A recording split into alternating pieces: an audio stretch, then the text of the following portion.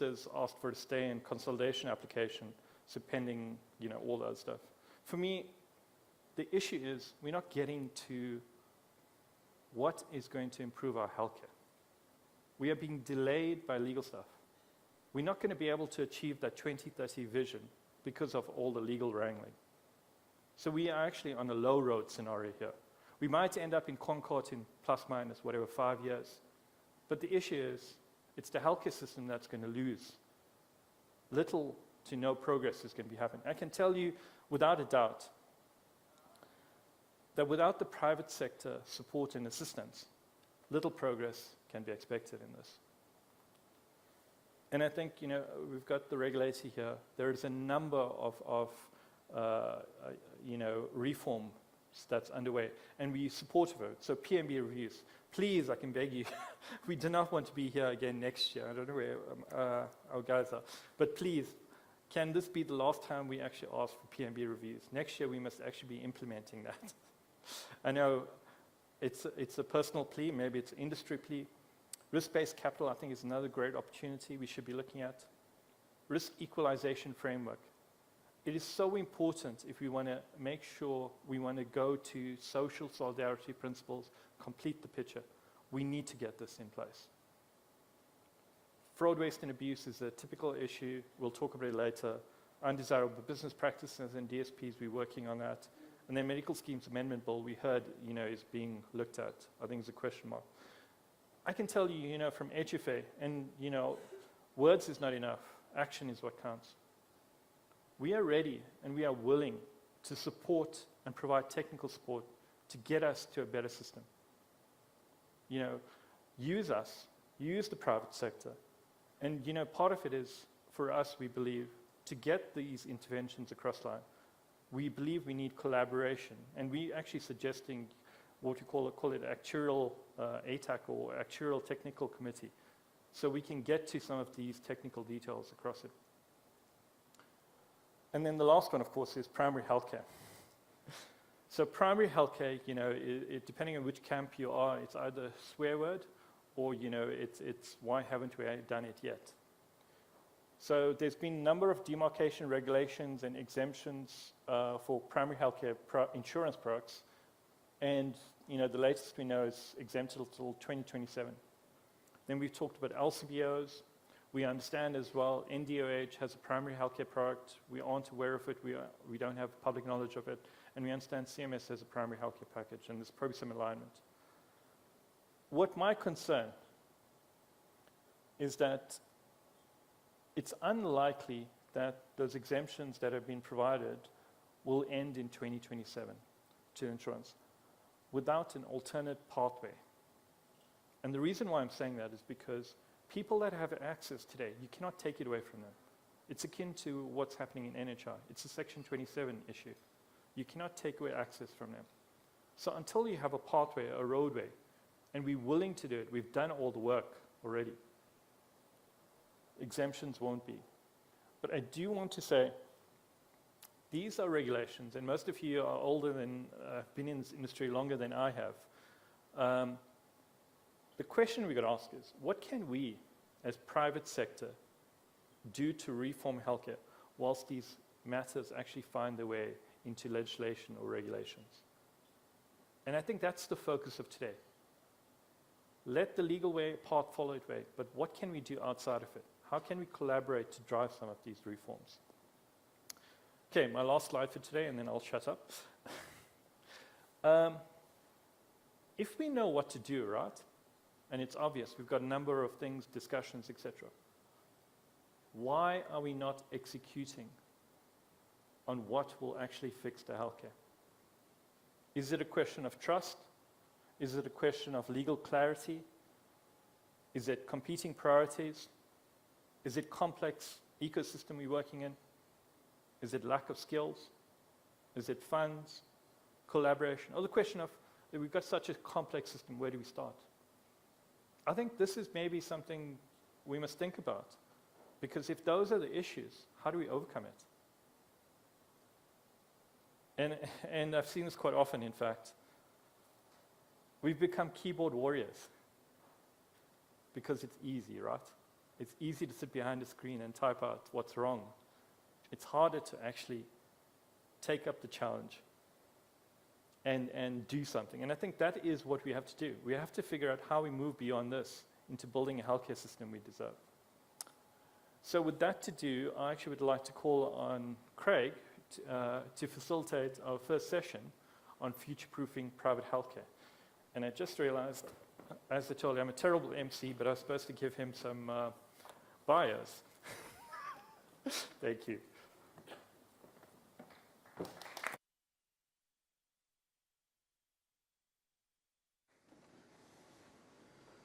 Thanks, Tanesh, and he's been such a great addition to the HFA family, and so I'm sure you're going to receive lots of value in what he's got planned for us today. The first session is a very interesting topic about a round table, so you are sitting at round tables, but we are going to have a group of panelists come up and cover the subject of future-proofing the private healthcare space. And I wondered what that actually means. In my headspace, I started to think it's all about insulating the risks in the private healthcare sector. And that's probably the wrong place to be, because if we are going to retreat and insulate ourselves, we are quickly going to be held out and not contributing to the overall healthcare system in South Africa. And so in all the NHI challenges, the HFA has been very clear in terms of making sure that we contribute to the future success of healthcare, that we are talking not just to the medical scheme members and funders, we're speaking directly to the individuals who will be affected by the reforms that are suggested. And that's really important for us as a departure point. I spend a lot of time, like many of the Joburgers here, sitting in traffic. And the other day I heard a financial advisor speak about the biggest risk to your pension. And he started off to say the first biggest risk to your pension is one, not the electricity prices, it was actually the price of water. The second one is your medical scheme premiums. In the recent Competition Commissioner paper that was released just, I think, a week ago, they spoke about the cost of living crisis. And what drives the cost of living crisis? One, they said water, electricity, and the price of private general practitioner costs, not medical scheme costs, just the price of primary health care. If I think of, and many of us have family members who are in that pension space, ask them how much they're spending on their medical scheme premiums.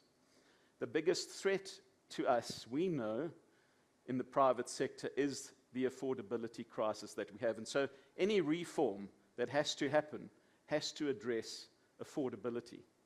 So as we sit and we discuss in a round table setting, and we've got the best of the best in terms of our panelists today, as we sit and hear some of their expert advice, keep your questions and we'll pose it to them. We'll hear exactly some ideas on what it means to keep the private healthcare space sustainable, but remembering that we have to contribute to the broader healthcare system as well. And so, first up, we have Vishal Brijlal, and I said to him, it's been a while since we met. He actually said, yeah, check what's happening. So I see that might be a common thread through many of our panelists, other than myself and Roseanne. So Vishal, as an economist, we'd love to hear your views on the healthcare policies and what's happening. You've been in the Clinton Health Access space, been an advisor for many years, just less than a decade, no, a few decades. But we'd love to hear your thoughts, and we'd ask you to present, and after all the presentations are done, we'll ask the panelists to come through to sit on the top here. Thanks, Vishal.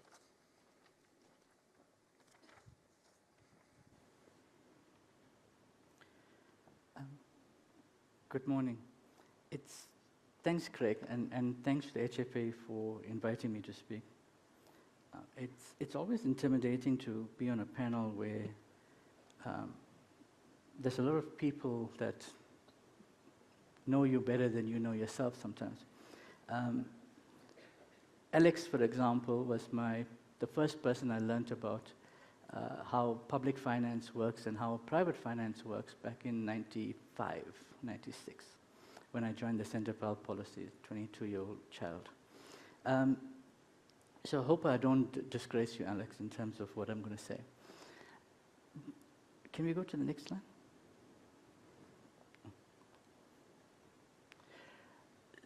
So, okay. So I'm not going to go through this in detail. It's a reflection of what the NHI white paper says. It's a reflection of what has been spoken about in the media. It underlies all the discussions that have taken place.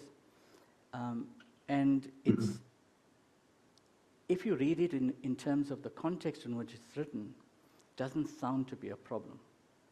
The problem lies with the details behind this. And what we've seen, as Tanisha has mentioned, is a significant number of legal challenges. And those legal challenges come from the fact that there have been many stakeholders that have alluded to challenges, problems, shortcomings within the environment of the NHI Act, from the time it was an NHI bill, and where we're going. There have also been a series of alternatives that have been proposed by different individuals and different groups in terms of what needs to happen. Again, if you look at them, they sound very reasonable. You would wonder, why is there a problem in terms of what we're doing? And I think underlying what I'm going to say today is the question of whether we are dealing with ideology or pragmatism in terms of what we do. And if we hold on to ideology, then we're not going to necessarily get the outcomes that we want in terms of where we're going. So what are some of the issues that we're dealing with? And I'm going to go back a good few years. 2018, the Minister of Health, and the slides that I'm going to put up, you might not be able to read them, but they are from the presentation that the Minister made when he released the Medical Schemes Amendment Bill in 2018.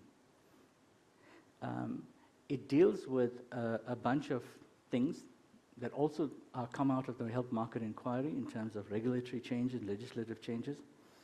But I think the main point, which is the last one, which is that the regulatory environment is one that is controlled by government. And the shortcomings there relate to, on two hands, to two different parts of it. On one hand, you have a situation where the regulations are vague, outdated, and not practical. On the other hand, you've got a situation where you've got regulatory bodies that do not have the capacity to actually implement some of the regulations that they've been asked to do. Now, I'm going to clarify this because I said this before and it got me into trouble.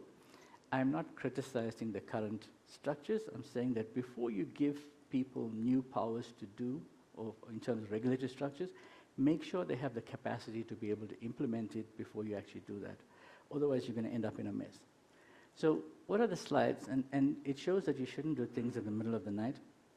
The second one on the right is actually supposed to talk to the fact that the Medical Schemes Amendment Bill, as was proposed a single package of care that every single medical scheme must provide in every single option that they provide.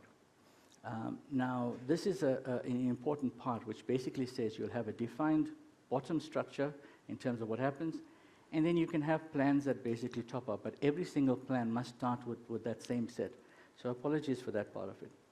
It talked about regulatory pricing, and as I'm going to go through these things, they reflect on what the current debate is in the market right now, in the sector, within government and the private sector in different places. Benefit options. It's self-explanatory and it sits within the current system, but it basically says that there needed to be a way in which we consolidate the number of options that medical schemes provide to make it easier for members to navigate the system. Now, again, it's not a reflection of whether any of these things are correct. I'm showing what was there before. And the reason for this is because when we go through the different components, relationship with the fund, so the relationship between the medical schemes, the Council for Medical Schemes, the medical schemes industry, relationship with the fund, the health provider registry, issues around waiting periods and pre-existing conditions, and the issue around differentiated contributions to allow for a much better risk subsidization within schemes. So it also talked to issues around, and this is an important part of it in a context of something I'm not going to speak about, which is around the low-cost benefit options. The bottom line is that this presentation was underpinned at the time by the GEMS the GEMS Sapphire option, which was effectively private primary healthcare and state hospital provided state hospital care. Sound familiar? This was what was actually presented as the way in which we wanted to see things work. So the question really is, we have this challenge in South Africa, maybe in other places as well, but in South Africa it's very clear. We tend to look for the next solution, the next silver bullet, before we've looked at why certain things have not worked, what needs to be done about it. So, for example, some of those areas that were proposed in the Medical Schemes Amendment Bill in 2018 are still debates of today. We could have been further down the line in terms of that process, not saying that whatever was there was correct, but we could have been further down the line. There was no specific evaluation, assessment of why that actually didn't take place before we moved on to something new. So as we go through these debates and discussions, I think it's important for us to understand that what problem were we trying to solve? Did it work because it was poorly implemented? Did it not work because it was a bad idea? And is the change reflected on the changing circumstances that we have? Now, all of those things influence not just policy, but regulations and legislation as you go forward. In 2007, the Medical Schemes Amendment Act was proposed. It proposed risk equalization, donation. And Alex was one of the people who drafted that piece of legislation. It made provision for low-income medical schemes. We changed the name, maybe not in terms of what's happening, but it's effectively the low-cost benefit options space. It was pulled from Parliament by the late Minister Mantu Shabalala Msimang because after the Polokwane conference in 2017, NHI was coming. That was 18 years ago. In that 18-year period, we've not seen any significant there's been no legislative change, and there's no substantive regulatory change that has taken place. So the industry has been allowed to drift, both in terms of the funding and also the provision side, without a meaningful intervention. 2018, Medical Schemes Amendment Bill was put forward. Although the reasons for why this was not taken forward were not mentioned, I think we can all understand that the prioritization was the NHI Act. And again, if NHI Act is coming, then why do you need to reform the medical schemes? We're not sure what the timeline is in terms of implementation. What's specified is or stated as a full implementation. So the uncertainty is what problem exists. And in uncertainty, and in the period of time we don't have specific intervention, we will see an escalation of problems. Medical schemes, there's people sitting in this room, are completely angels in the process. Not to say that everything is the fault of the regulator, but if the regulations don't deal with certain things, then it makes it difficult. And the regulations have not kept pace with changes in the industry. So what are some of the areas that can be looked at in terms of going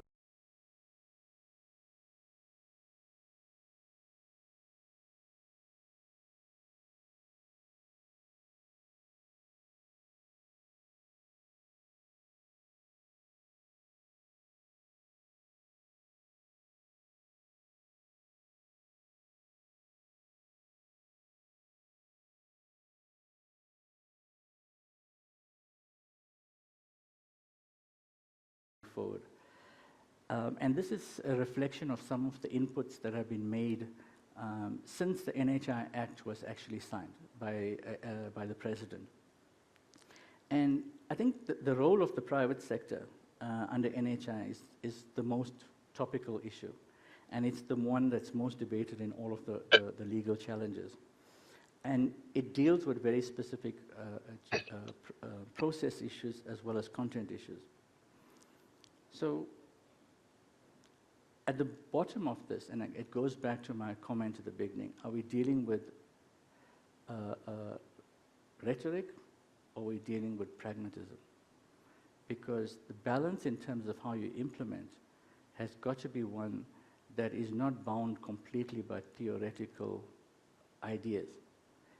It needs to be founded in those principles, but the way in which it's actually executed and implemented needs to be compatible to the environment in which it needs to be implemented. So whether medical schemes should exist, how can they be better regulated, and how can they actually be supportive in terms of universal health coverage, remains the big issue. And I think we have many different levers that we can look at, even within the current environment outside of the NHI Act, which can help in this respect. Reforms to the Health Professionals Act, for example, in terms of group practices and revenue sharing models. It's a critical intervention that could result in inefficiency in the way in which the system works. There are issues that relate to other professional associations alongside of that. Again, these are some of the options that have been put forward. You'll recognize them. I think that the first and foremost is that a transitional mechanism should have a transitional path. You don't leave things as they are, implement a bunch of unrelated reforms and changes, and then come back to something and say, right now, we're actually doing something. So it needs to be structured. The issue around whether you start to encourage individuals who can pay for their healthcare to start paying for their healthcare, whether it's through mandatory cover, whether it's through other mechanisms that exist, it starts to create the intention that people need to contribute towards the healthcare. It also allows the different types of models to be addressed in terms of how you could look at contracting, which at the moment we are still not clear about in terms of how this is happening. We know that the Department of Health has mentioned the establishment of contracting units for primary health care. There's been funding from National Treasury for these initiatives. Not a lot of clarity in terms of what they've been doing. There was a comment made about there is a benefit package, but we don't know what it actually is. Recently, there was an appointment of a benefits advisory committee. So it's going to be interesting to see how that grouping or those processes relate to some of the comments and inputs that have been made, or will that just fall on deaf ears? Public-private partnerships for infrastructure. This was something that was promoted back in 2016, 2017, when the white paper was released, which basically said that we know that in 10 years' time, in 15 years' time, we're going to run out of hospital beds, public and private combined. So do you actually, as a state, start investing your capital in that infrastructure, or do you outsource it and buy the service only, which minimizes the risk and prevents government from increasing its debt by borrowing? Again, we've not actually seen much. And by the way, it was actually announced, not in terms of the health sector specifically, but it was announced in Minister Gigaba's budget speech in 2018, that there will be a process, a presidential process led by the Presidency and National Treasury to look at this whole issue around how the private sector can actually be engaged in terms of the infrastructure and technology issues. Risk pooling and reinsurance, I think the issues around rare diseases has come up and will come up, and what are the different mechanisms that you can actually look at in terms of that. There were discussions around risk pooling that were made and virtual risk pooling that were made as part of the NHI work streams that were established. Unfortunately, they weren't taken forward. I think the issue around investment in the health system, public and private, we know that there needs to be significant strengthening in different areas. The question is, what are we actually going to do about it, and how will it happen? Will the space be provided for different parties to play a role? And then, obviously, the managed transition issues. Let me stop there in terms of this. Sorry, one last slide. The minister has repeatedly mentioned the issue around consolidation, especially around the government financing of medical schemes. And just one reflection that when GEMS was established 2002-03, again, Alex is the architect of some of the legislative and the cabinet memo. The intention was not to create a government employees medical scheme. The intention was to start with a government employees medical scheme and move towards a government subsidized medical scheme.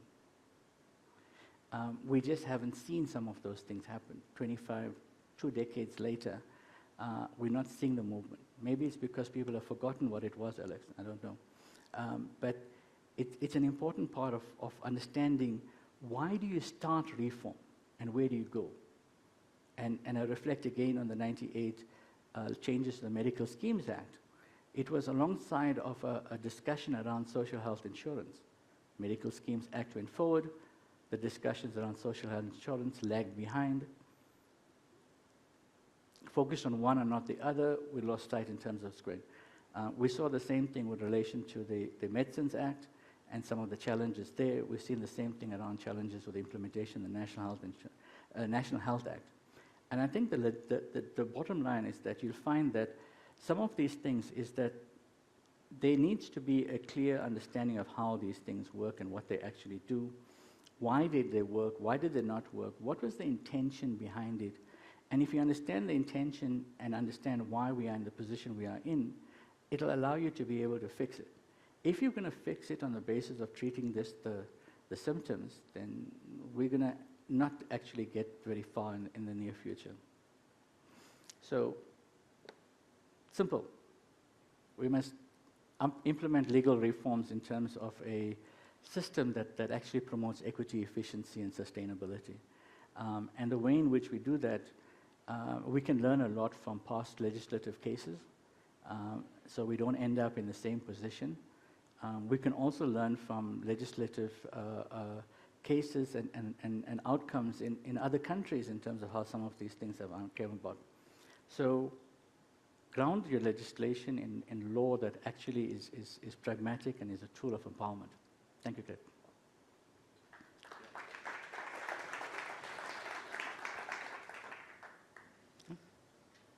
Thanks, Vishal. I'm not going to go through everybody's background. I'm just going to introduce them. And so Roseanne Harris is an adjunct professor at Wits, but she is also head of policy at Discovery and contributes significantly to HFA's Technical Advisory Committee. I always think that the amount of work that you've done on NHI, you should be given an honorary doctorate in law as well. But Roseanne, over to you.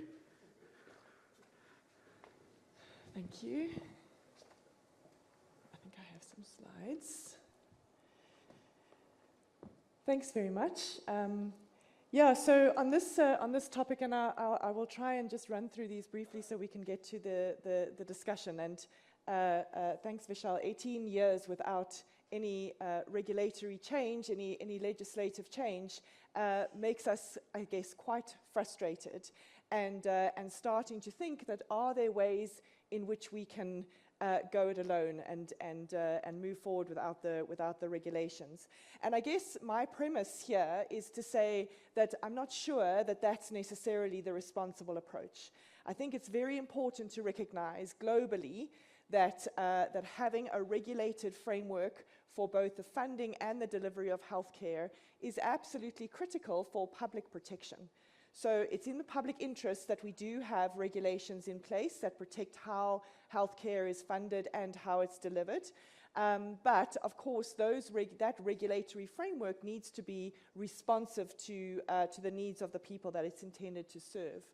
So while we certainly are in the position that we have these various challenges, and I'll talk through a few of those, to what extent is some kind of self-regulation feasible, and how do we align that with the direction of policy reform and universal health coverage, and hopefully make some constructive suggestions on the way forward.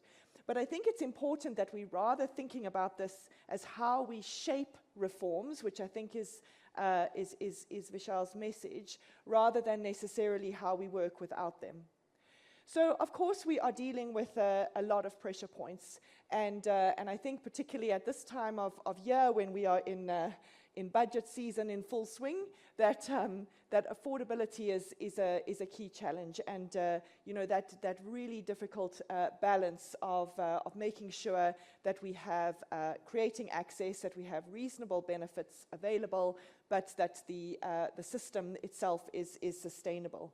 And the challenge we have in the medical scheme environment is that we have this anti-selective nature. So when you talk about the costs, the pressure on pensioners, for example, I mean, you look at our distribution, we have 1 in 4 of elderly who are covered on medical schemes, and then when you look at the younger population, the people under 30, we have 1 in 10. And therein lies the problem, that our medical scheme population is significantly older and sicker than the general population, and so we have the burden of that anti-selection coupled with the economic pressures on people to afford cover. We also have massive inequality in our healthcare system, which, although we can argue in terms of who's paying the taxes, who's getting the benefits, and so forth, it's still, from a social perspective, from just a human perspective, it is devastatingly unacceptable, and we do have to make sure that we address that. There is that perception that medical scheme coverage is for the elite, and Tanesh in particular has done a lot of work to try and dispel that, to say that actually it is the engine room of our economy that is covered by the medical schemes, and it's not just the elite. And then we're sitting with our outdated PMB package. Often, you know, the criticism that is thrown on medical schemes is that they have this hospice-centric focus. Well, of course, the hospice-centric focus is driven by the regulated package, and so, you know, that focus needs to shift. And, you know, there are these ongoing, well-resourced pressure points coming from, for example, you've talked about the pressure from entities like rare diseases in terms of high-cost treatment for a small proportion of people versus the need to expand access to primary care coverage and cover a broad number of people. And these are the balancing challenges that we have to meet. Then, of course, the regulatory delays, and I guess there's unintended consequences there, as these outdated regulations mean that the challenges that arise, particularly sustainability challenges, can't be properly addressed, and we have this pathway through the health market inquiry in terms of addressing some of those challenges. Importantly, we have this very strong need for public-private alignment, and I think that has to be fundamental to any of these levers that we're thinking about today, that we can't be thinking about the medical scheme or the private sector environment as a microcosm. It's absolutely critical that, even as the health market inquiry recommended, that there has to be more integration in both the funding and the delivery of healthcare across the public and private sectors. And of course, none of this can be done can be considered in isolation of the disease burden challenges. You know, we often forget the burden of HIV, which is still a massive issue, and now a re-emerging massive risk as we face the consequences of losing some of this donor funding on which we're dependent. But at the same time, we have this escalating pressure in terms of non-communicable diseases, so our chronic diseases, and of course the programs around those that are creaking and straining. And there's an opportunity to cross-pollinate in terms of public and private sector. And then very importantly, of course, is that Funding healthcare is obviously something that we are all very focused on, but it becomes very, I want to say academic, if we do not have the doctors and nurses and the healthcare facilities to actually deliver the care. So very important that we're thinking as well, not just in terms of sustainability of our healthcare system from a financial point of view, but also in terms of not just present access, but the future access, thinking about that pipeline of healthcare professionals and how we can enhance access through more appropriate use of the healthcare professionals that are coming through the system. But as I said, I think it's quite important that we recognize that this is a space that needs to be well regulated. It is in all of our interests to have regulators who have strong capacity and clear and responsive ways in which they're supporting the market and fairness in the market. We, of course, have the Medical Schemes Act, which is the framework for how the medical schemes work. And as I said, the PMBs are a massive issue, of course, in terms of defining that floor of the cost of cover. And so this gap in terms of the LCBOs is a massive gap. I think it's going to come up in multiple sessions today, Vishal, even though we don't necessarily want it to be the focus. But it's a big issue in terms of creating access and the opportunity to drive the kind of positive reform that's needed. It will attract investment into this space, and it'll create the contracting opportunities for universal health coverage. Of course, then we have the health market inquiry that made these recommendations, which were actually in the context of NHI. I see that the Department of Health is certainly in places trying to suggest that the health market inquiry wasn't preparing its recommendations in the context of NHI, but it was very much so preparing those recommendations in the context of NHI and noting the supportive role that the medical scheme environment can play. And then I added the National Health Act there because it is important that we think about that integration. And I think an amazing opportunity that we have right now is of course the HPCSA rule changes and the opportunities for value-based care that unlocks.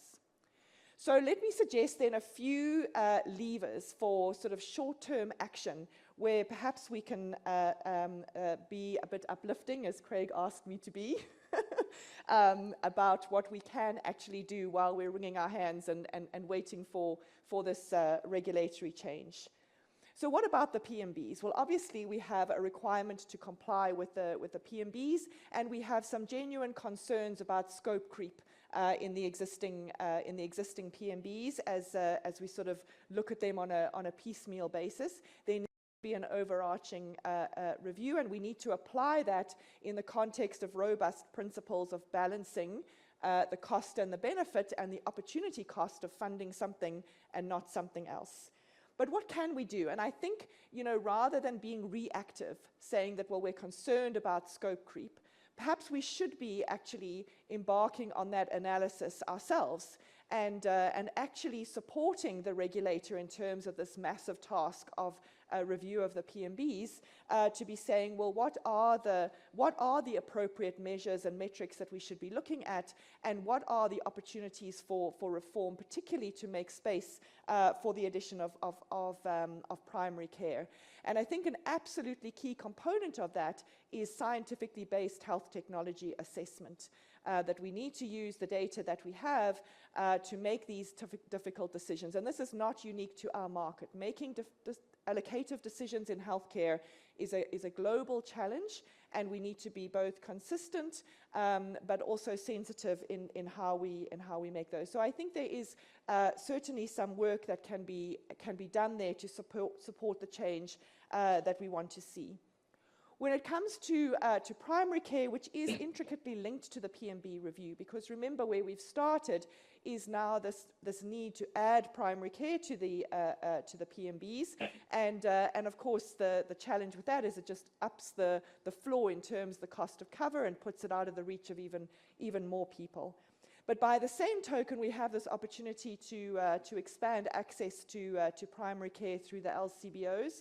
And I think this point about addressing who it is who will have access, what that means from an economic growth perspective, which of course then has benefits to the broader economy, and the social benefit of access to primary care is important. So I think there's work to be done in terms of sort of trying to break out of this backwards and forwards and ideological debate to actually shifting this into a very much an evidence-based discussion in terms of how access to primary care can not just drive economic growth, but also drive growth in the healthcare system that we sorely need.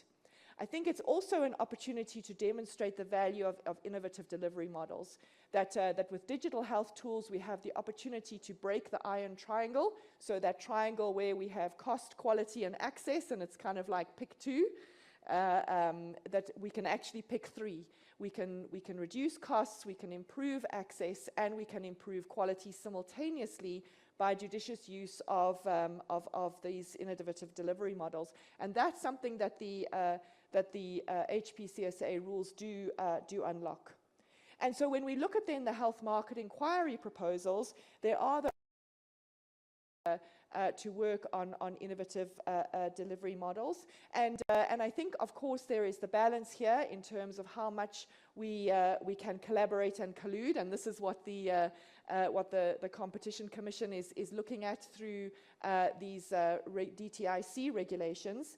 And so it's more a case of making sure that the metrics and measures to support value-based care are in place. It doesn't mean that there has to be uniform contracting mechanisms, but the measures, if those are objective and uniform, if we have the ethical rules in place, then of course we can work within the constraints of the competition law, which is there to protect the public, to develop models which are then consistent with the principles of value-based care. And finally, I think that the opportunities that digital health unlock for us are really immense and exciting.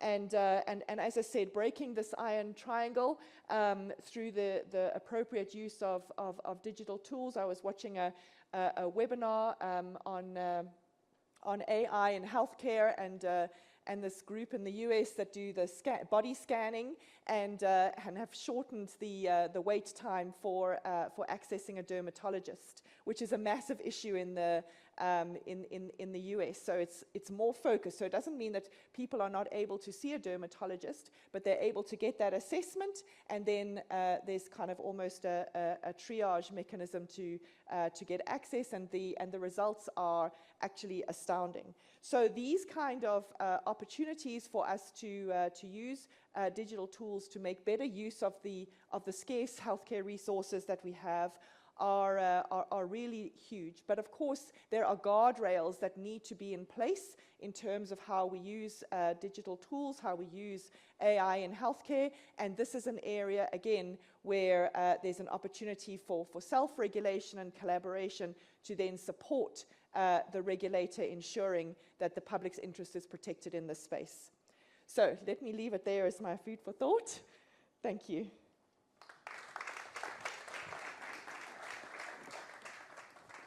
Thanks, Roseanne. I think Taneshan gave me the hardest job, is to try and keep this session quite short, but I'll introduce Prof. Alex van den Heever, who's, I'll read the title because it is extensively long. It says, holds the chair of the Social Security Systems Administration and Management Studies at the University of Wits. I'm sure many know Alex. In our planning session, I think we had 30 minutes and we went on to about an hour. So Alex, we're going to push you on time, and the best thing that I always have is to leave Christoph as little time as possible. So. Thank you.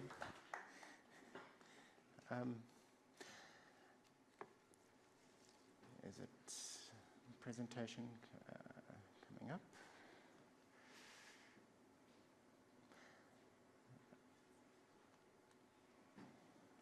There we go. Sorry. Okay, so good morning, everybody. So I think there are a couple of things that I want to sort of state up front as part of this kind of conversation.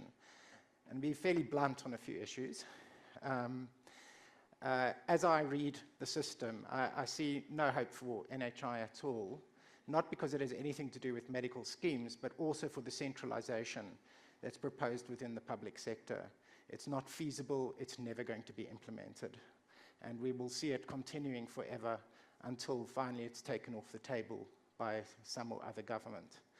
The reality in the situation we're currently facing is that there's no possibility of the implementation of NHI also for the medical scheme system. But the premise for no reform in the medical scheme system has been based on the fact that NHI would be implemented. And for it to be implemented, it requires, as a final implementation step, the introduction of a so-called pre-funding tax, which is in itself impossible to implement. We're at the tax threshold at this point. We're at a point in which it is not possible to introduce a new tax.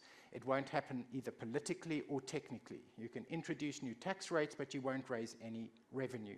So the idea that you're actually going to have a substitutive tax that is going to take in the revenue that would have been contributed to medical schemes and pool that in some central fund is a fantasy.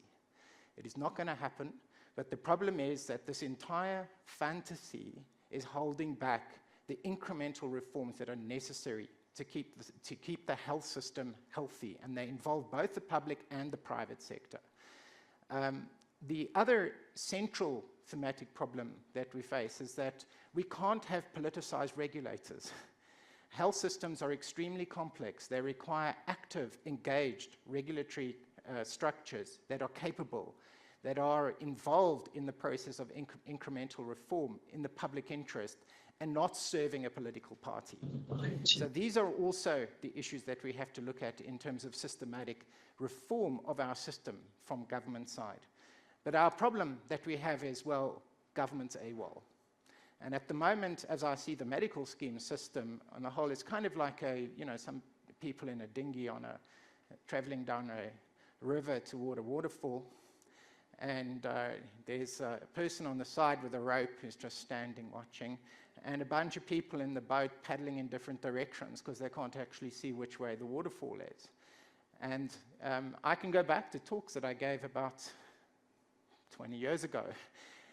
And the very things that we're discussing today, the fact that the incremental instability is predictable.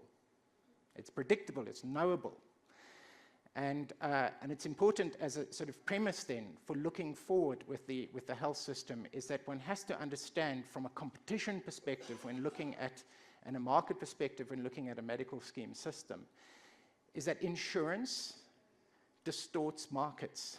It distorts spot markets. It means that they don't behave rationally anymore in the way that you would when you're buying shopping powder.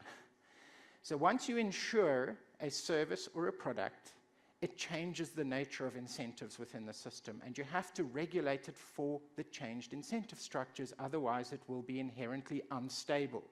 So part of the kind of reforms that were recommended in the HMI, and prior to that from the Taylor Committee and the rest and earlier, was that in fact the reforms needed to be implemented to ensure that certain things needed to be in place, to ensure that the incentives were uniform across the system in the right direction. And what you have to look at are in general, government have tended to focus on those things that you need to stop competition on in order to emphasize competition on the things that really matter. That is an important role of government, is because it can mandate, it can require that everybody, there's an even playing field. It can do that. Private environments can't do that very easily. They're all paddling in different directions. So the problem that faces us is that several of the key interventions that are required require collaborative intervention with the guy on the side with the rope standing looking at the sky. The issue is that the people in the dinghy are going to have to work out how to paddle in the right direction until such time as government can catch up, because this government won't. It can't. It lacks the capability. It lacks the general capability to run processes. It has lost the capacity to analyze the system, either public or private. And it has lost the ability to implement. And it's going to be, and the test of that is when in our past have we seen 8 to 9 and going to be 10 people challenging your key reform in courts. So these are fundamental issues. You require a high degree of consensus within a complex system in order to achieve ongoing incremental reform in the right direction. There is no consensus. So the important thing is, without this wider consensus, the issues, can a sufficient consensus be developed over certain key things that need to be implemented, and can they be taken forward privately? So what I'm really going to be talking to is a number of issues that are really conversation starters on areas where collaborative intervention can have systemic effects. So I'm not looking at peripheral effects, I'm looking at systemic effects. So essentially, this is, I've set out a sort of a 4-pillar collaborative framework. And note I'm saying collaboration within a market, which can raise issues of horizontal cooperation or cartels. That's not what's being discussed here. This is about saying on what features of the system is one going to voluntarily collaborate on so that you compete on the rest more effectively. So you're agreeing on what to share rather than, and on the basis of that, people are free to compete on the rest. It's a difficult conversation when people are used to being in a dinghy paddling in 5 different directions. So the guiding rationale: when medical schemes collaborate on things that should be common, they remove the hidden unproductive games that distort the market. That's the objective. Now, I've heard the issues that are raised about covering primary care with insurance. I'm sorry, I'm not going to agree with many of these discussions. Primary care, to a large extent, is an uninsurable service. A number of the underlying preconditions for private insurance to exist don't exist. One of them is that the insured can't influence the claim. If the insured can influence the claim, you're not going to, then it's going to undermine the financial sustainability of the insurance. So in the case of more catastrophic care, the ability of the insured to influence the claim is substantially reduced. But the market failure is somewhere else in the system. So there's a fundamental issue about what is the role in the private system about stabilizing and providing high-quality primary care. It's not going to be insuring it, because that's not the problem. I'm very well insured and have lots of money for primary care. I don't use it. I don't use it properly, and it's got nothing to do with whether or not the system is there or not, or access to it. So what you want to do is create a level playing field where schemes no longer compete by avoiding sick people or trimming cover in confusing and manipulative ways as a way of being financially sustainable. And instead, they're pushed to compete on what really matters: managing costs efficiently, improving service, and innovating care. Now, you might think you're doing that, but you're not.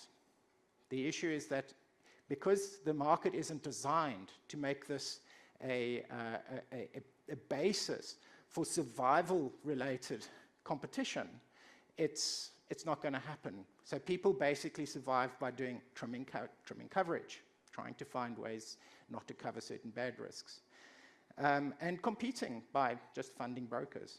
So in short, collaboration on the right foundations has the systemic effects. So the first issue, which is part of what we've discussed, the importance of basically voluntary social funding and risk equalization. So just to note that one of the most fundamental ways of changing the incentives of the system are to have risk equalization and social reinsurance in place. So the reason is quite simple, and by the way, it's tied very much to minimum benefit frameworks. Because what it does is you can't risk equalize on anything but an agreed package of services. That's what you equalize on. So it means these things go together. You don't do them as separate activities. And what that means is that everybody faces an even playing field on the essential cover in terms of risk pooling.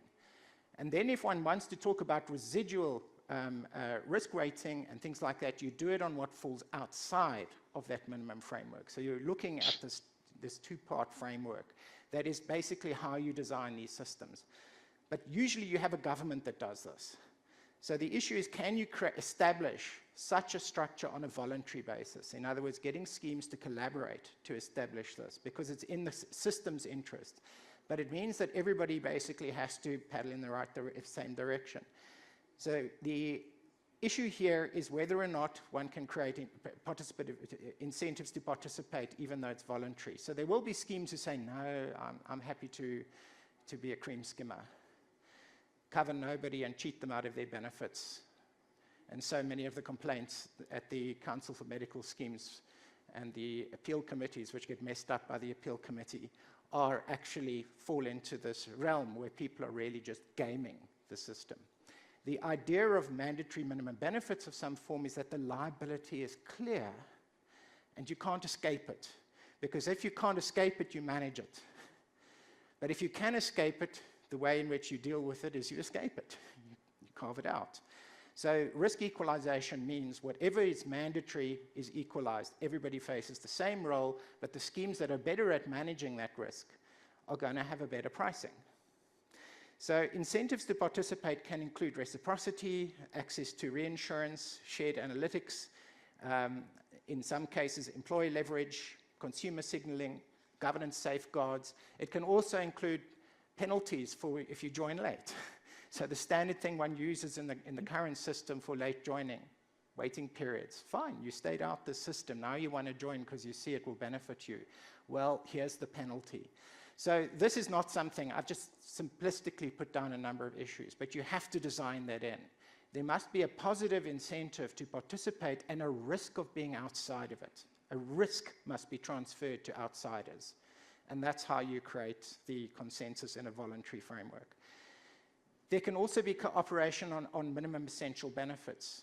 I don't agree with some of the discussions that happen in the industry on how they see minimum benefits or that catastrophic cover drives up costs. Absolutely, it drives up costs covering catastrophic care voluntarily. Many schemes evade PMBs, and the cost of exactly those PMB conditions continues to rise because there is a logical incentive, a commercial incentive to cover them. So when you cover them, and you cover them on an insurance basis, the costs go up because of supplier-induced demand. Not prices, volumes, and other aspects that come through. So you want to have a way in which the market can somehow control this as it goes forward. So there's value in coming together to look at, deal with the fragmented benefit coverage and create sort of transparency about the benefit framework and understand its logic in the medical scheme system. And I want to point out something. The medical scheme system is already a social insurance environment. It's tax subsidized, it's regulated for access, it places a number of social requirements on schemes in order to preserve that coverage. It doesn't include a mandatory cover, but essentially that's what it is. If you look at some of the silly expert reports produced by the Minister of Health in the NHI cases, you see comments from so-called experts calling the medical scheme system a voluntary health insurance environment. Now, it can be that, and the industry taken to a race to the bottom can be that, but then you are no longer worthwhile as an investment in the universal health coverage system. So as part of a universal health coverage framework, it is essential that one is trying to find a way of guaranteeing access to the system for people with adequate incomes and making sure it does so on an affordable and sustainable basis going forward. This is part of doing it. There is no universal coverage model in the world that doesn't have this. So given that government is basically failing to do this, both in the public sector and in the private sector can set up a process, but it will have to comply with the conditions and the prerequisites for what you would do in a public body, an independent technical panel. Not a bunch of vested interest doing it. You establish a structure that can provide coherence where you can't get it now. And accept the fact that there's a risk in a process that is independent and technical that's going to impose obligations on schemes, but understand them. It's also important to note that in the case of minimum benefits, it is not purely a technical decision, because society's preferences are also important. I want to be covered for those particular things. And that comes into the equation, and a properly established body can do both the technical work and it can do the consultative work.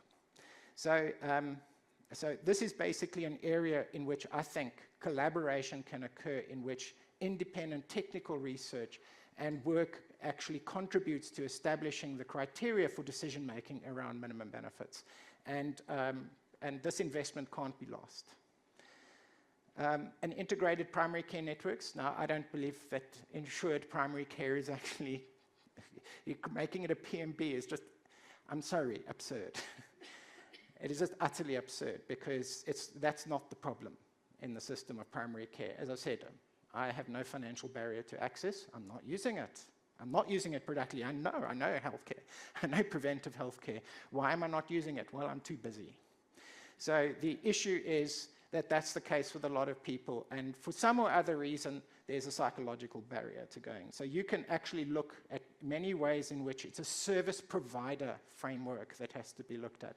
And again, looking at the industry saying, can we create productive primary care models? Because the public sector primary care model is not working.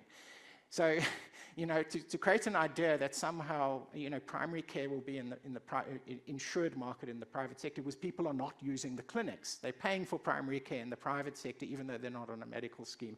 It's telling you there's a problem with the way government is running primary care. Primary care models are complex, and experimentation and development happen from below in this area, and they're region-specific. So, looking at that, the CUPs.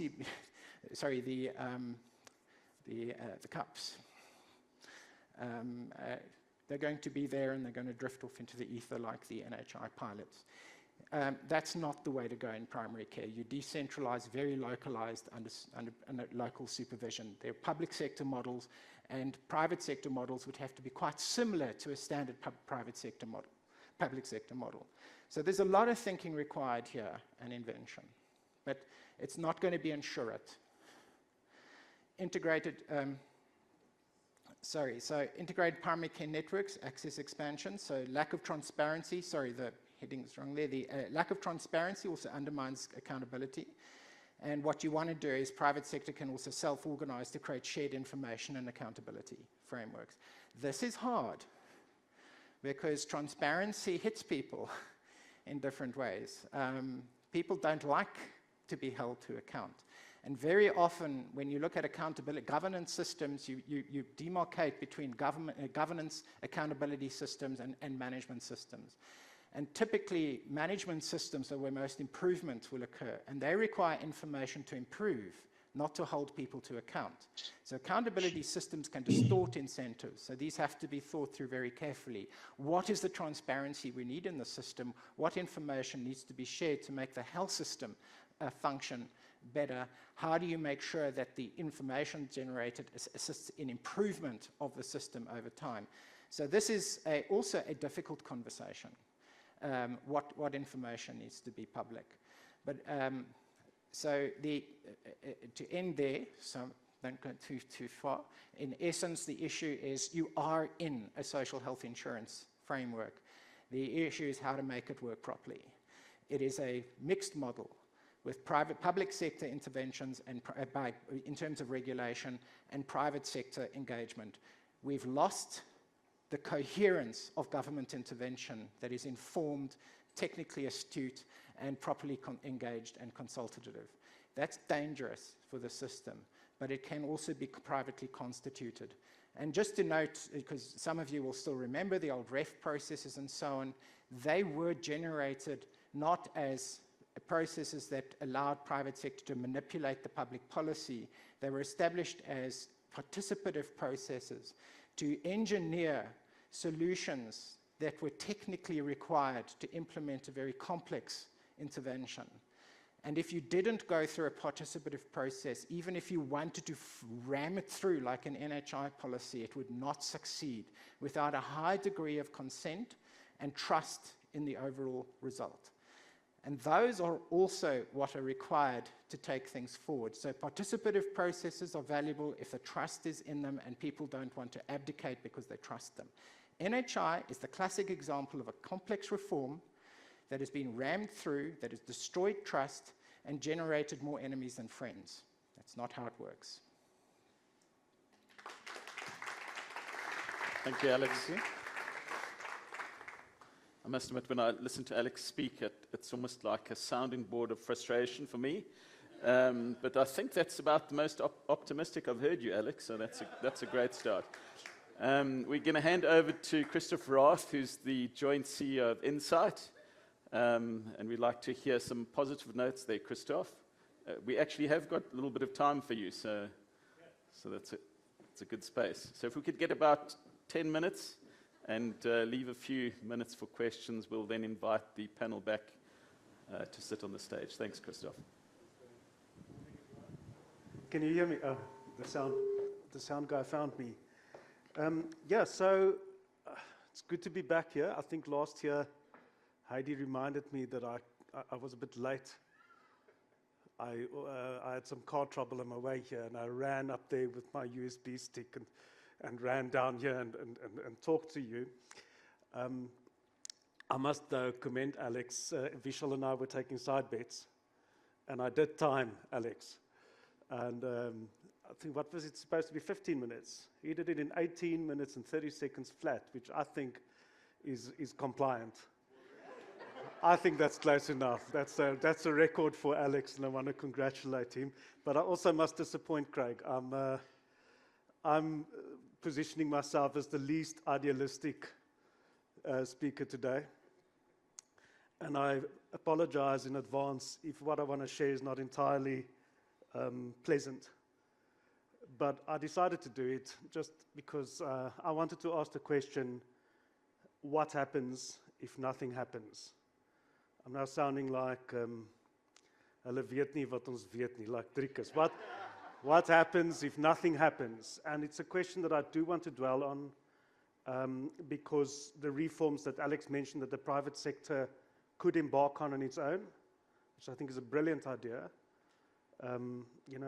maybe a little bit idealistic, but possible.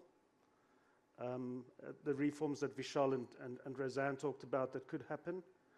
Again, if you take the idealism out of that, you're left with a degree of pragmatism. I'd call it rather than cynicism. And the reason for sharing this is just to try and, I guess, motivate all of us, including the regulatory authorities and policymakers, into some degree of action. I want to start with just a question which surprisingly few people ever think about or understand, is like, why do we have a Council for Medical Schemes? When I presented at the ASA conference earlier this year, I had a slide saying WTC, like, why the CMS? Why does it exist? And if we go back to the genesis of the Council for Medical Schemes, I can go back to the way that Professor Heather McLeod summarized the ANC health policy in 1994.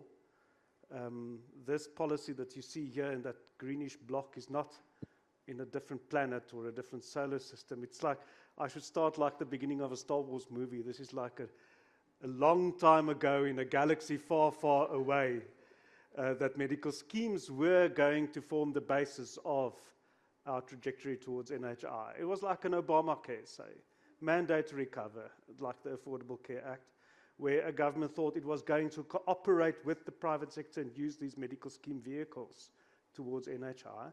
And of course, if that was the plan, it made sense to establish, to carve out the regulation of medical schemes, to deliberately make the regulation more invasive, more micromanaging, approve every single thing that medical schemes change in their benefits, etc.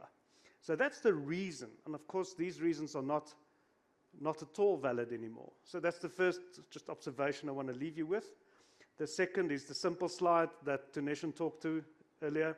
Thanks for calling my slide simple, but it sounded like a compliment, so I'll take it, Taneshan.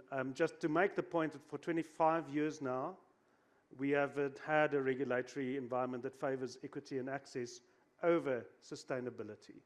I mean, the measures on the right-hand side of the slides were never alien to us. They were part of the plan that I just showed.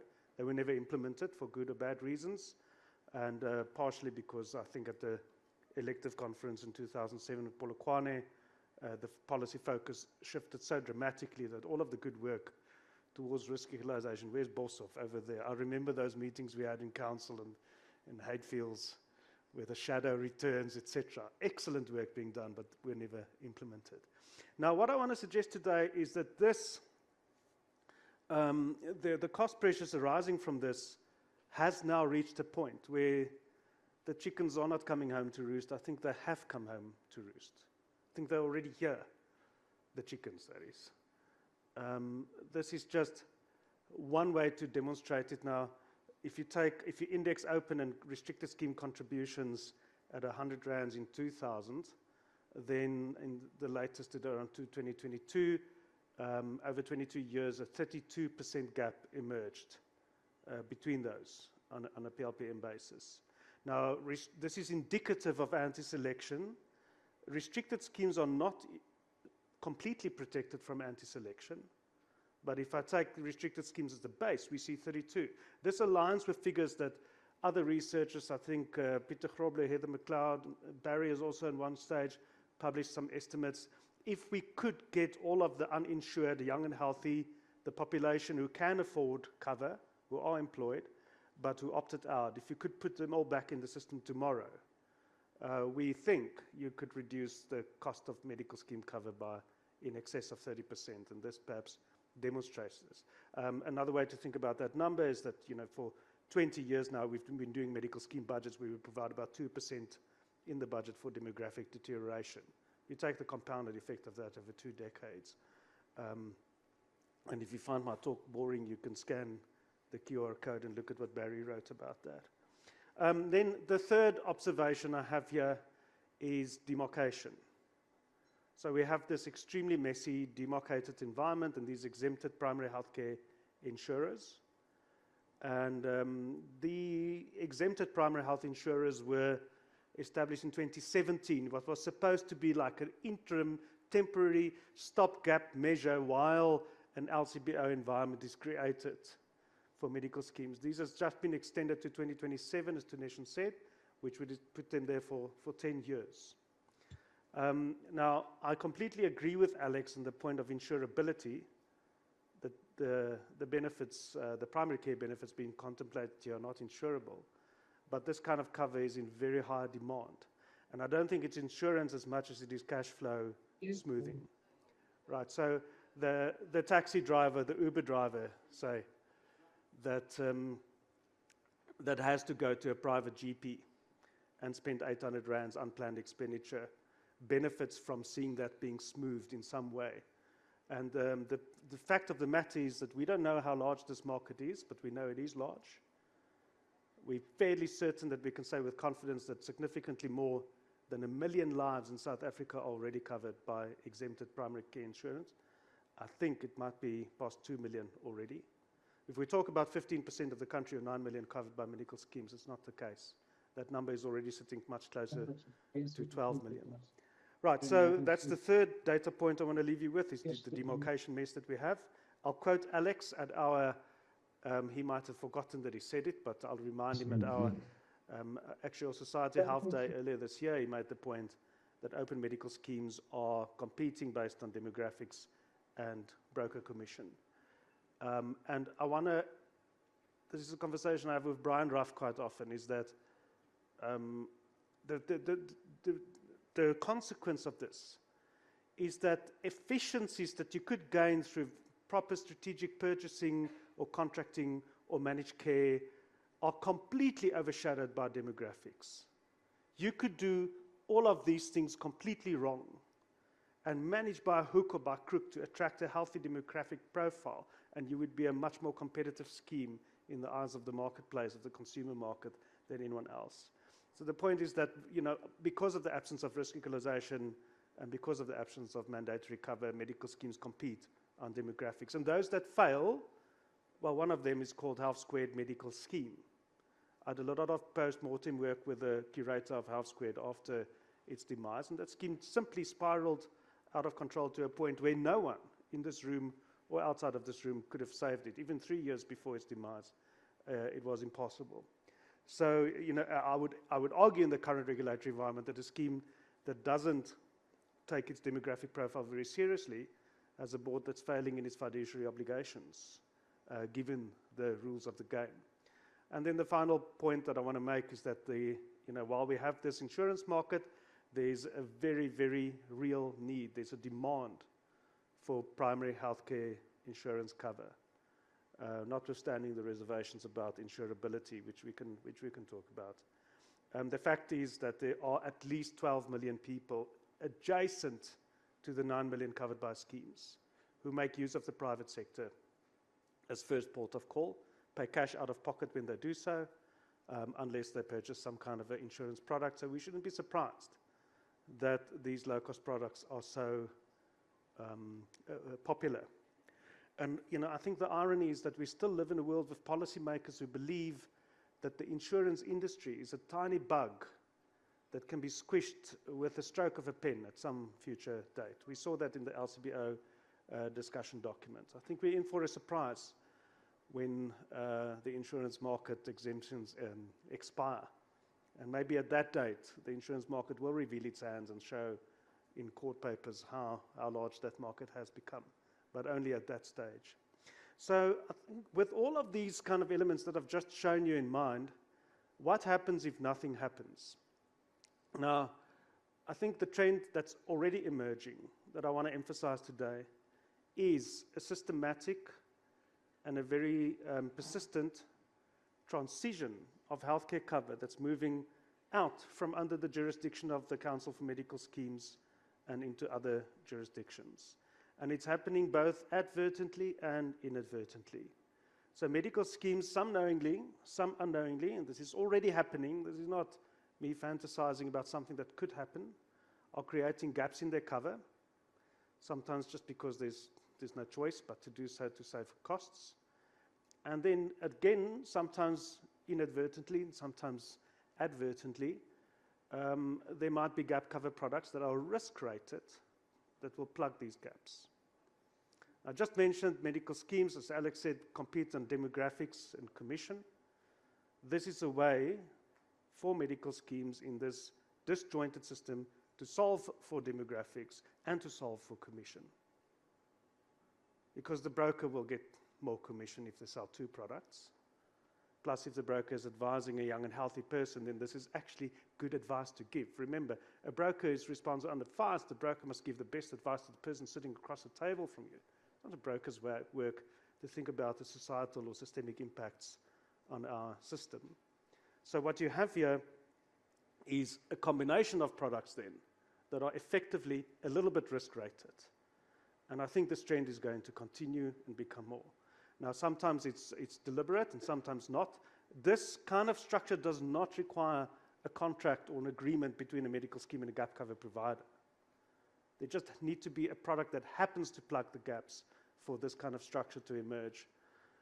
Another way in which perhaps more subtle way in which the same phenomenon is emerging is through the exempted primary healthcare insurance products. And so again, I see some financial advisors at that round table over there, Anthea. Good advice today, and I don't like making this statement, but I'll make it. Good advice today for a young and healthy person is probably purchase the minimum possible cover that you can in a medical scheme. Go for a hospital plan, go for something that only covers PMBs, and probably at 100%, and nothing more. And then purchase an exempted primary health insurance product adjacent to it if you want any out-of-hospital cover. And maybe purchase some gap cover adjacent to it for those tariffs that are above 100%. So then you have, again, something resembling a risk-rated product that is displacing part of the current medical scheme cover. So these are not fantasies. This is already emerging. We are already there. It's happening. I sit in benefit design meetings every day over the past few weeks where some medical schemes quite deliberately and others, like I said, less deliberately are giving effect to these kinds of structures. With the consequence, of course, is that boards of trustees are now voluntarily and sometimes involuntarily ceding some of their own territory and some of their control to the insurance industry. The consequence, of course, is that the Council for Medical Scheme is slowly going to lose jurisdiction over the cover that private insurers are providing. And I think that's the mega trend that I want to suggest is happening today. Let me reinforce that by not talking about NHI, but just make the point. Section 33 does not mention insurers. So Section 33 mentions medical schemes. And we have every reason to expect that if nothing happens, if none of what Roseanne suggested or Vishal suggested or Alex suggested happens, we will have a thriving insurance industry post-NHR. Now, I think with all of the litigation that's playing out, it's entirely possible that Section 33 will soften one way or another.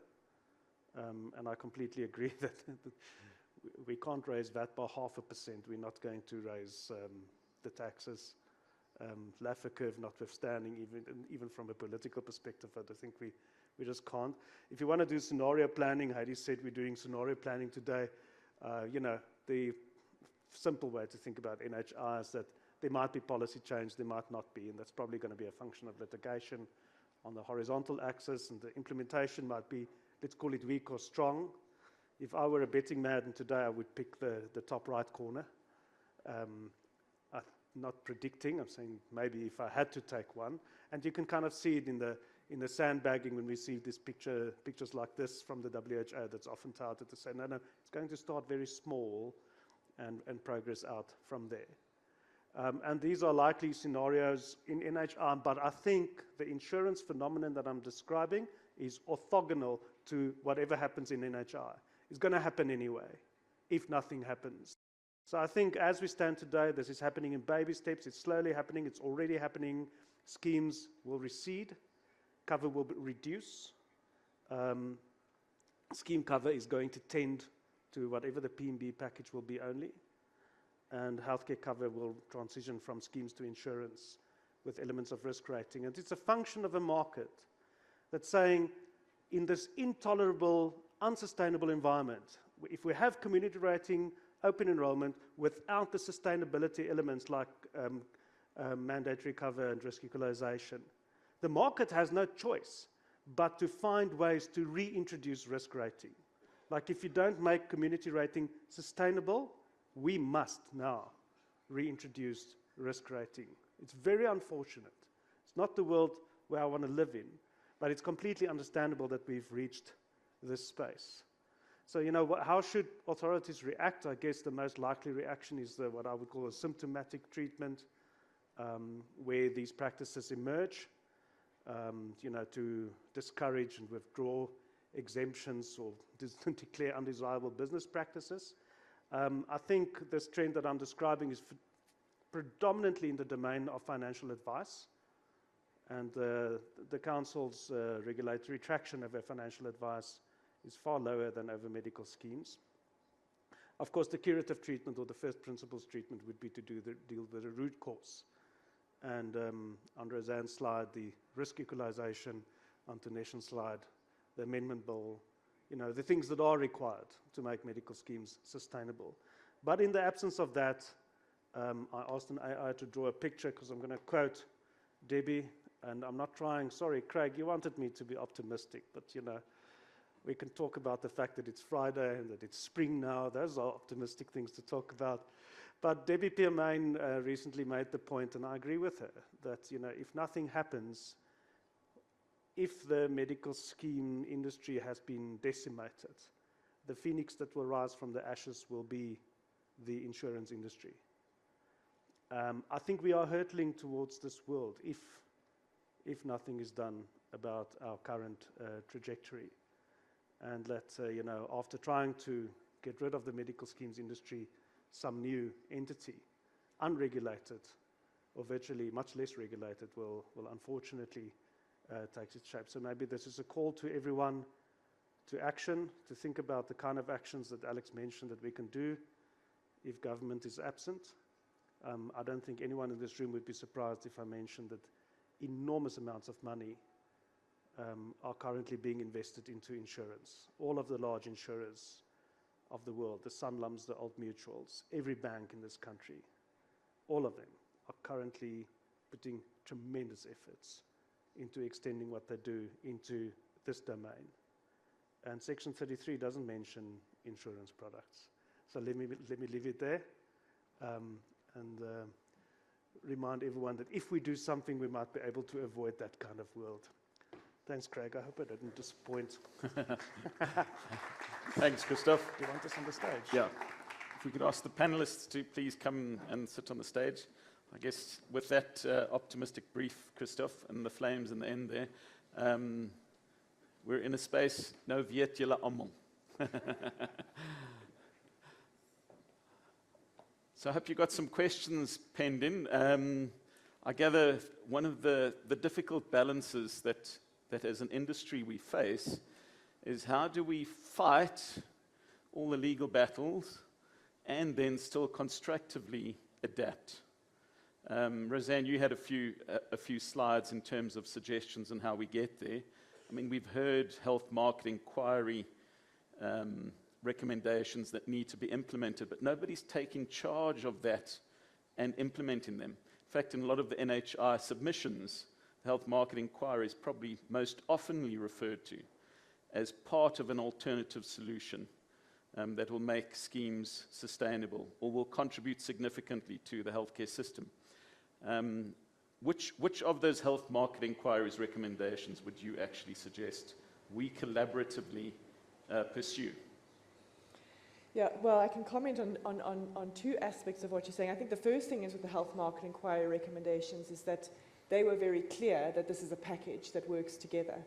And so part of the challenge is this kind of piecemeal approach, like picking and choosing, you know, which ones are suitable without like a roadmap, which is bringing them all together. Because the risk is if we pick and choose, then we're going to go down the pathway of unintended consequences. So really important that there is this overarching view. And so that certainly is one thing. I mean, we're saying we need a roadmap, but maybe we must draw that roadmap to say this is what we recommend as the way forward. And as I said, I mean, we're starting out on that road with the changes to the HPCSA rules, but we still don't have certainty on what those are. But I think to your question about, you know, also in the space of litigation, you know, how do we, and I think, you know, we've been so careful in terms of the HFA's approach on the NHI litigation to stick to the issues and the principles. And I mean, you can have disagreements and you can still engage.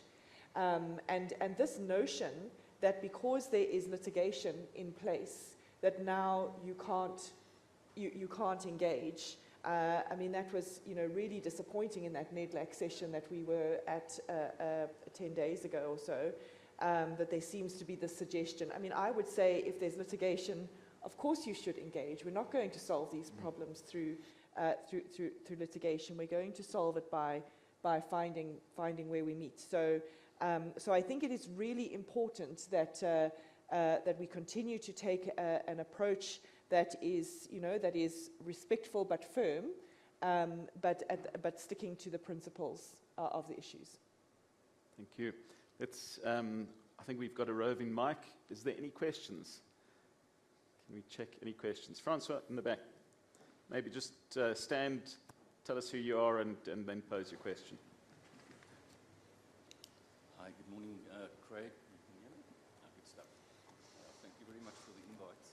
It's my first time at an HFA session, but I've been around for a while, 34 years in the industry, and for my sins, I'm married to a teacher. She happens to be a school principal, and off she goes to her conferences, and off I go to my conferences, and she comes back and we talk to each other, and then we tell the exact same story. Because they're saying the same thing. They're saying, we need schools, we need teachers, the money, what's happening? And everything is gone. And it's the same story here. We're all waiting for the tooth fairy to come running down the passage. But lo and behold, the rat grabs the tooth before the tooth fairy arrives. And that's my worry. We have a rat in the house. It has nothing to do with healthcare. It has to do with corruption in our country. We have lots of money in this country. We have got lots of clever people in this country that can solve problems. We've been trying to solve problems in isolation. I've looked at Tygerberg Hospital, the best bricks and mortar that you can find. Fantastic facility. But the money is being grabbed somewhere before you can fix the facility. I listen and I hear engineering solutions and road maps. We've been talking that for years and years, and they're talking the same things at the teachers' conferences, and I'm pretty much convinced at mining in Davos, and we're talking the same stuff. Somewhere there's a rat in the house, and if we don't kill the rat in the house, which is corruption in the country, we will not solve the problems. The money is there. There's more than enough money in this country. I'm not referring to a political party. I'm not referring to a gender. I'm not referring to anything else. I'm saying if we do not kill the rot in the system, we will be talking the same talk in 20 years from now. Just a comment, a statement. Great, thanks, Francois. I think one of the results of that is the fact that when you start comparing the inequalities in the public sector space to perhaps the costly services, which are usually excellent services in a private sector space, that becomes even a bigger debate. But we have to address the corrupt activities and the waste and abuse. We haven't been able to get completely on top of that even in the private sector, and we need to do better in that space. Now, there's a whole segment that's going to cover that. How do we take what we do in the private sector, maybe a good question for that segment, into supporting the public sector as well, to root out the corruption that might be present there. All right, any other questions? Thank you.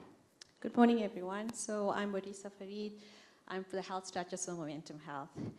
More towards Roseanne's comment around the roadmap.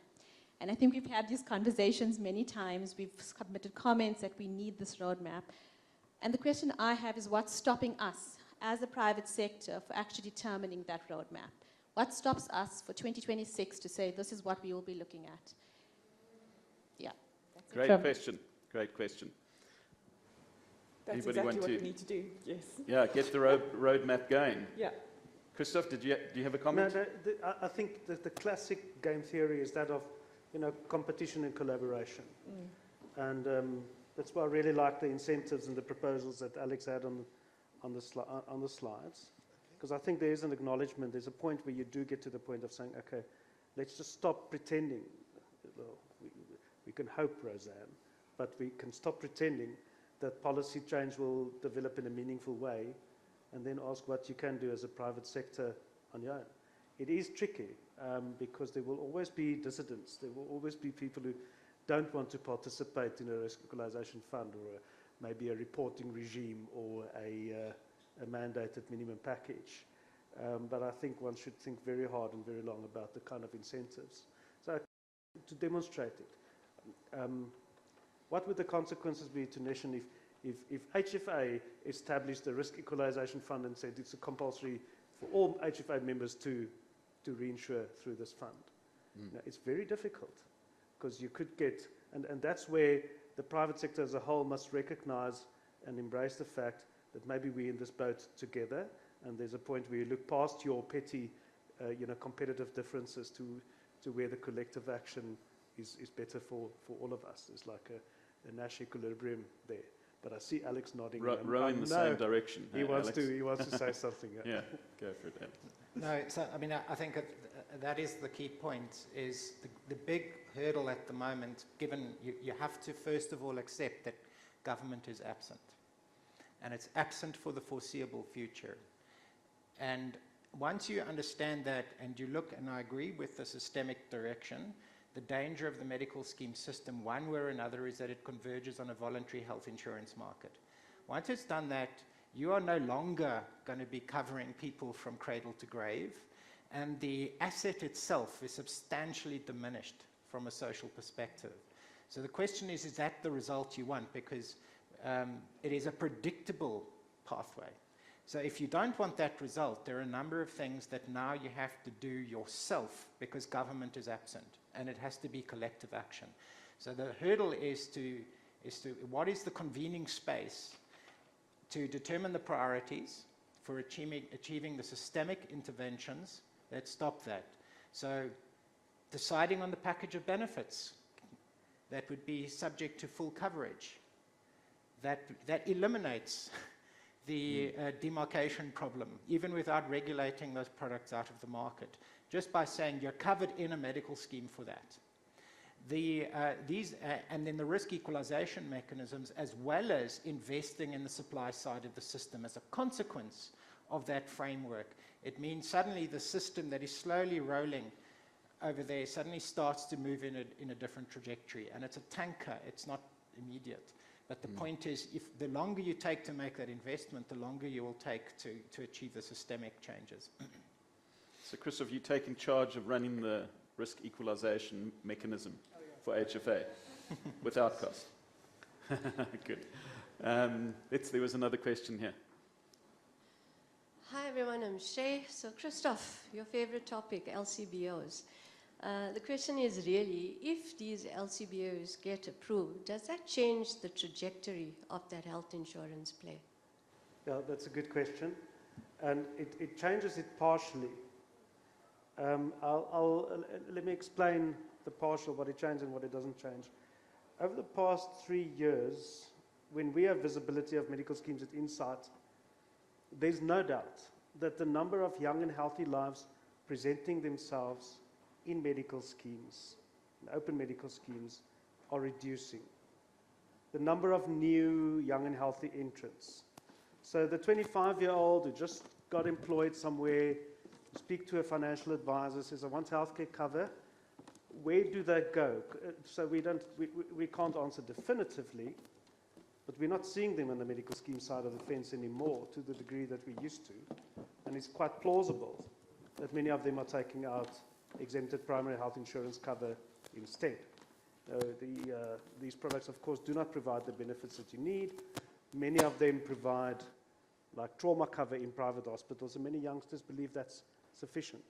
So I guess to the degree that the current anti-selection could be stemmed by at least allowing medical schemes to still participate in that space, it would assist. But the fundamental problem of anti-selection, because you don't have mandatory participation or risk equalization, will still be there.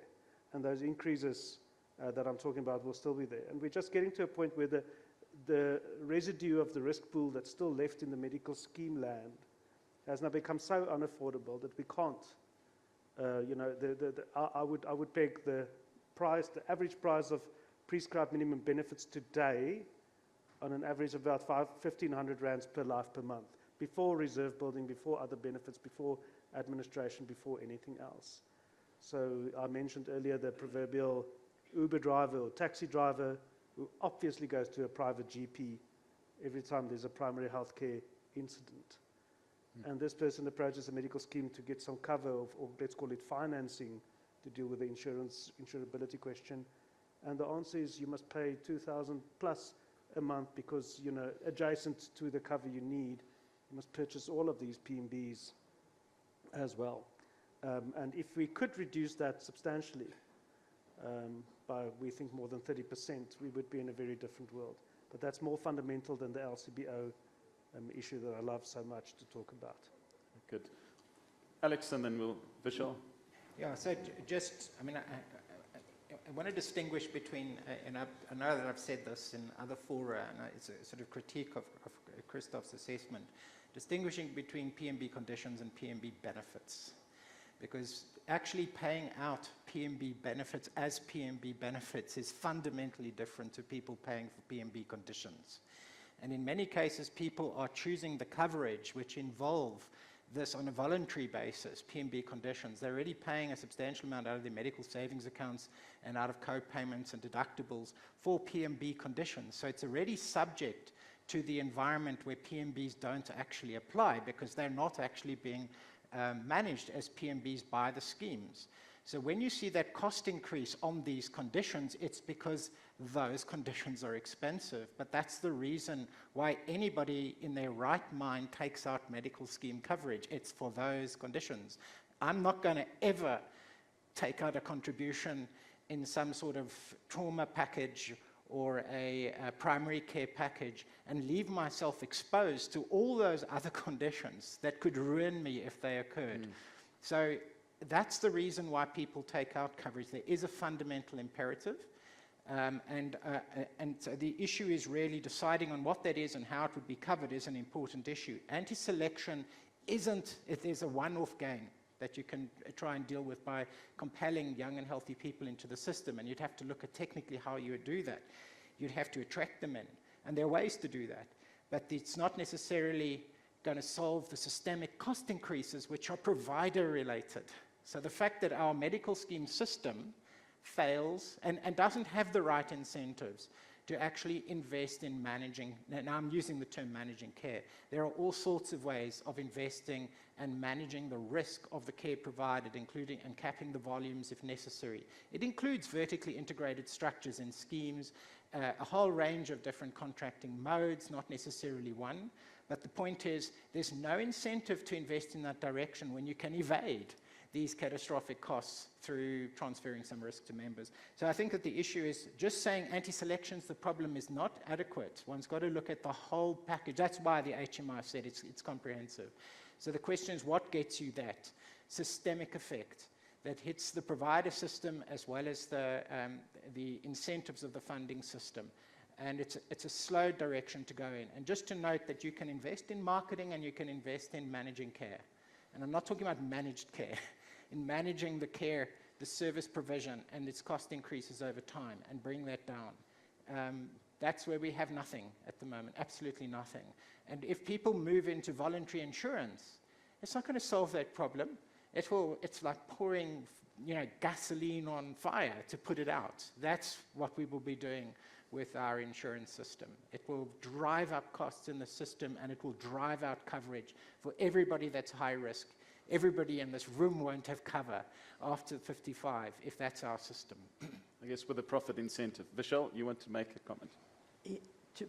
Two points, and partly covered by what Alex said. I think the first one is, I remember, Alex, the debates in 99, 2000, 2001 that you had with the former governor of the Reserve Bank, Jill Marcus, around what is the business of a medical scheme. And if you're doing the business of a medical scheme, then you're under the Medical Schemes Act. But for that to really work, then you need to have that defined benefit structure that applies so that people are very clear about what they're actually getting.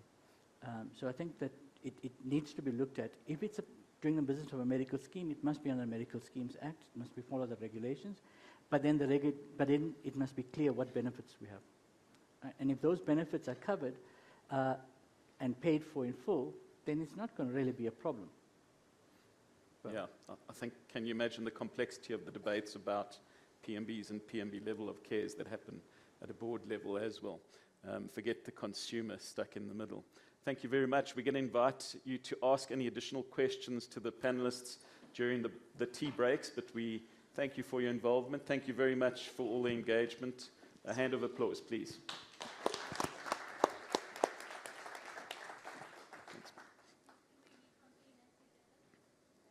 So back at 11. Yeah.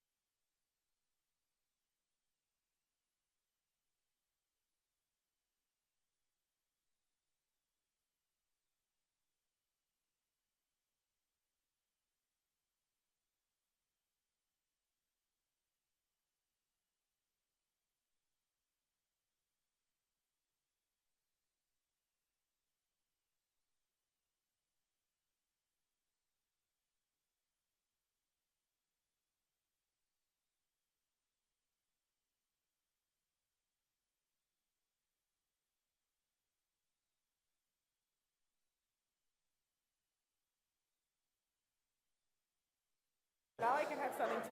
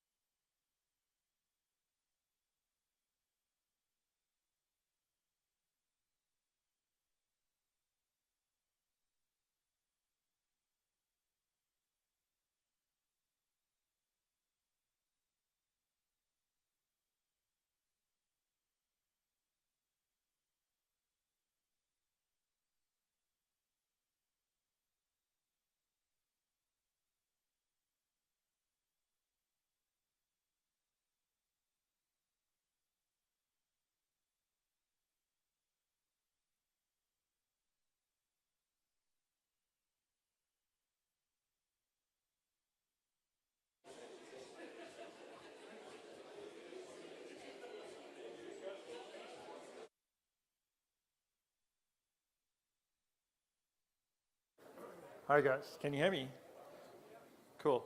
So as I said, apologies, I'm a terrible MC. I had to disappear for an interview on SABC News, which never quite happened, but I'm sure you guys had a fantastic Q&A. But I think it's part of a conversation starter, and we'll carry on throughout, because we've got different themes talking throughout. So moving from the regulatory environment, which is obviously an issue, we want to actually take it to the next step and kind of look at what are some of the AI interventions, talk about what's hitting it. So I'd like to introduce you, of course, to Jeremy Yatt. He's Principal Officer for Fit Health. I was about to say the new name, but anyway, I don't think I'm allowed to. But I think you probably would have seen, if you guys have News 24, it's been pretty much blasted all over News 24 around it. So let me hand over to Jeremy to take us through the session. Thank you. Thanks, Tanisha. Morning, everyone. I remember when I first got involved in this industry in 1994, the company I worked for had a mail room and would receive about, I don't know, thousands of pieces of paper every day. All the claims were submitted on paper. They used to sort of like photograph them. It wasn't really scanning, and then we had data capturers who would work on it. And at the time, I remember being new into the industry, faxes were a thing in 1994. And some of our members were saying, can't they send a fax with their claim because they don't have to post it quicker? And the doctors' rooms were also very keen on this. And within the organization were people who were really anxious about this. No, this will make it easier to commit fraud. They never really said how or why this would be the case, why you couldn't just submit a fraudulent paper claim, but submitting it. The point is that technology always brings suspicion, and I've heard all these rumors about what AI is going to do in all manner, not just healthcare, but in even education. Kids are now getting AI to do their projects instead of their parents, probably get better marks for it. So I think I'm really interested in this next conversation. I think I was chosen to be the facilitator because I know absolutely nothing about digital and AI, so I'm not going to weigh in with any stupid comments. I'm just going to let the experts speak. So first up, we've got Dino Rech, who as the CEO of Audere and founder of Audere Africa, it's a digital health equity leveraging AI, a global health equity leveraging AI, amongst other things. Dina, I know you're on a bit of a time frame here, so I'm not going to read out your whole story. Everyone will have received it, but welcome.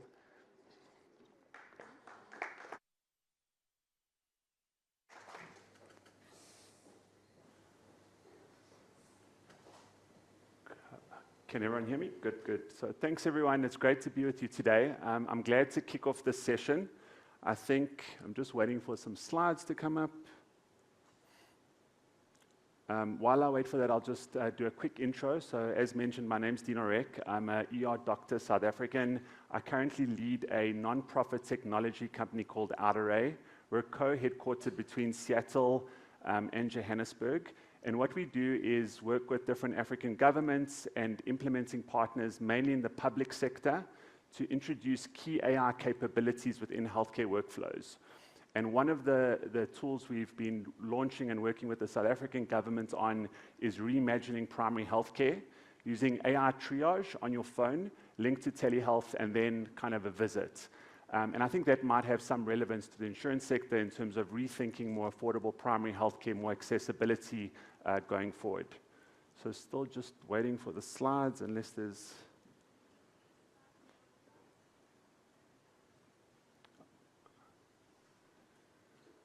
So I'll kick us off. There still seems to be a technical glitch with the slides, so you'll let me know when we're good to go. But effectively what HFA has done is working with a range of partners in South Africa and Zimbabwe over the last 2 years. We've built a self-care companion that can function through WhatsApp on your cell phone. And it leverages different types of AI capabilities. I just want to do a show of hands. Does everyone know what a language model is? Can you show me who's used like ChatGPT or Claude AI or Gemini? Okay, great. So there's a range of tools, AI tools emerging like ChatGPT. But to turn those into healthcare products, there's a lot of work that has to be done. There was a news article recently which was very controversial, talking about how an AI had guided a young person who had built a relationship and they'd committed suicide. So there's a lot of concerns to say, if you just put AI unvetted as a tool in someone's hands, what can some of the consequences be? And what we've really tried to show and do, and we'll talk about today, is how to, with users and with country governments, build AI tools as self-care companions that are contextualized to a country's clinical guidelines, languages, slang even, so the tools we'll show you today understand all the South African terminology that we're so happy and comfortable with, and then how do we introduce those to users? Any luck with our slide deck?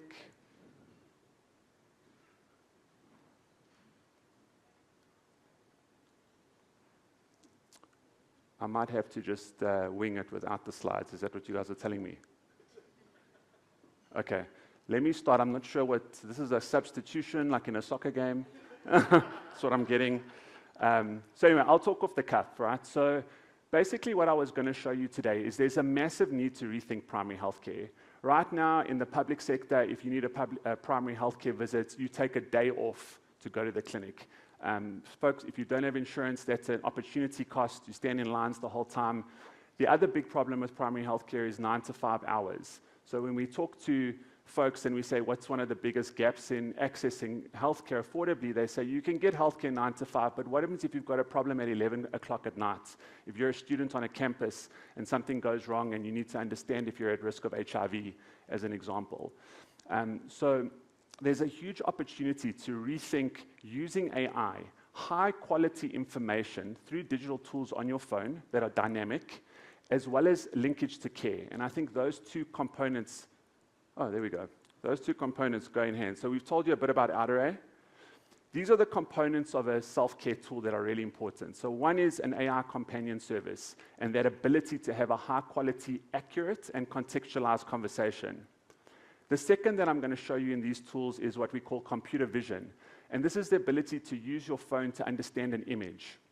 What these self-care tools include is a menu of various self-tests and the ability to self-diagnose or at least triage yourself, a pregnancy test, a COVID test, an HIV self-test. We have hepatitis, syphilis, and a growing list of WHO pre-qualified self-testing that's becoming a bigger part of self-care. So again, within the WhatsApp flow, you can use digital instructions to understand using the test, capture an image, and that would link to your EMR or to your database. Predictive analytics, this is the one that folks talk about most. This is using data sets to understand personal risk. So by asking a series of questions, am I at higher risk for depression? Am I at higher risk for HIV? Am I at higher risk in my pregnancy for gestational diabetes or preeclampsia? And through the conversation you're having with the AI, there's a model extracting risk factors and running the prediction in the background, which prompts the AI on what to talk to you about next. For example, you're at higher risk. We definitely want to fast track you into testing for maternity risk. Finally, I spoke about safety. And when you deploy tools like this, it's important that there's a well-defined safety net. And across a health tool, we need a safety net that's bulletproof. So across these AI functionalities, we build what we call a hybrid monitoring and evaluation service. And what this includes is both human labelers who sample de-identified conversations for accuracy, as well as an automated service that samples conversations that users are having for any errors or content mistakes. Challenges in programming, I think a lot of this comes from the public sector, but is transferable. So, a need for horizontal programming and not siloed disease-specific areas. Human resource shortages in the private sector, this is more about efficiencies. Can you do more with less people? In state, this is actually about not having enough human resources. Patient agency is a term we've spoken about a lot, and I've mentioned it today, but why are we still so dependent on having to go to the doctor for the information, the advice? How much of our own healthcare journeys can we own with the right products and tools? And then personal risk perception, especially in young people. A lot of us think we're bulletproof. We don't think it can happen to us. A big part of incentivized healthcare these days through big insurers is trying to understand personal risk and pushing you to do it. How can we use handheld tools to do the same thing? So a couple of examples from the primary healthcare world that we might touch on today for context. In the space of HIV in South Africa, a huge challenge. Personal risk perception is very poor. There's a new drug called lenacapavir. You take an injection twice a year, and effectively you can't get HIV. It's almost vaccine-like. But the people at highest risk who need lenacapavir don't know they need it all the time. So how can you help increase the awareness around your personal risk through a self-care companion to drive people into preventative therapy?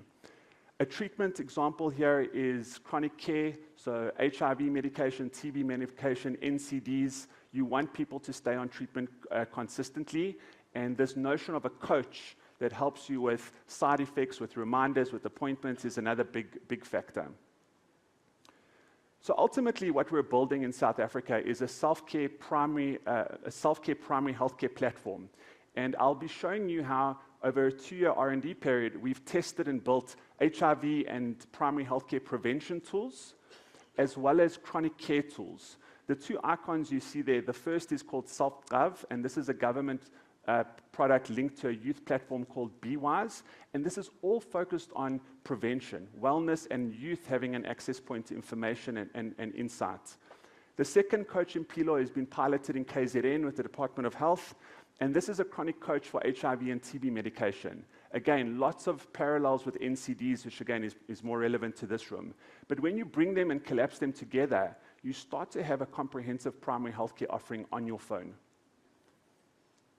This has been some of the R&D that we've gone through over the last 2 years. There's various steps in the ladder that you see on the slide that goes through identifying the problem, identifying the needs, testing the AI, testing it with user groups, retesting the AI in a constant loop.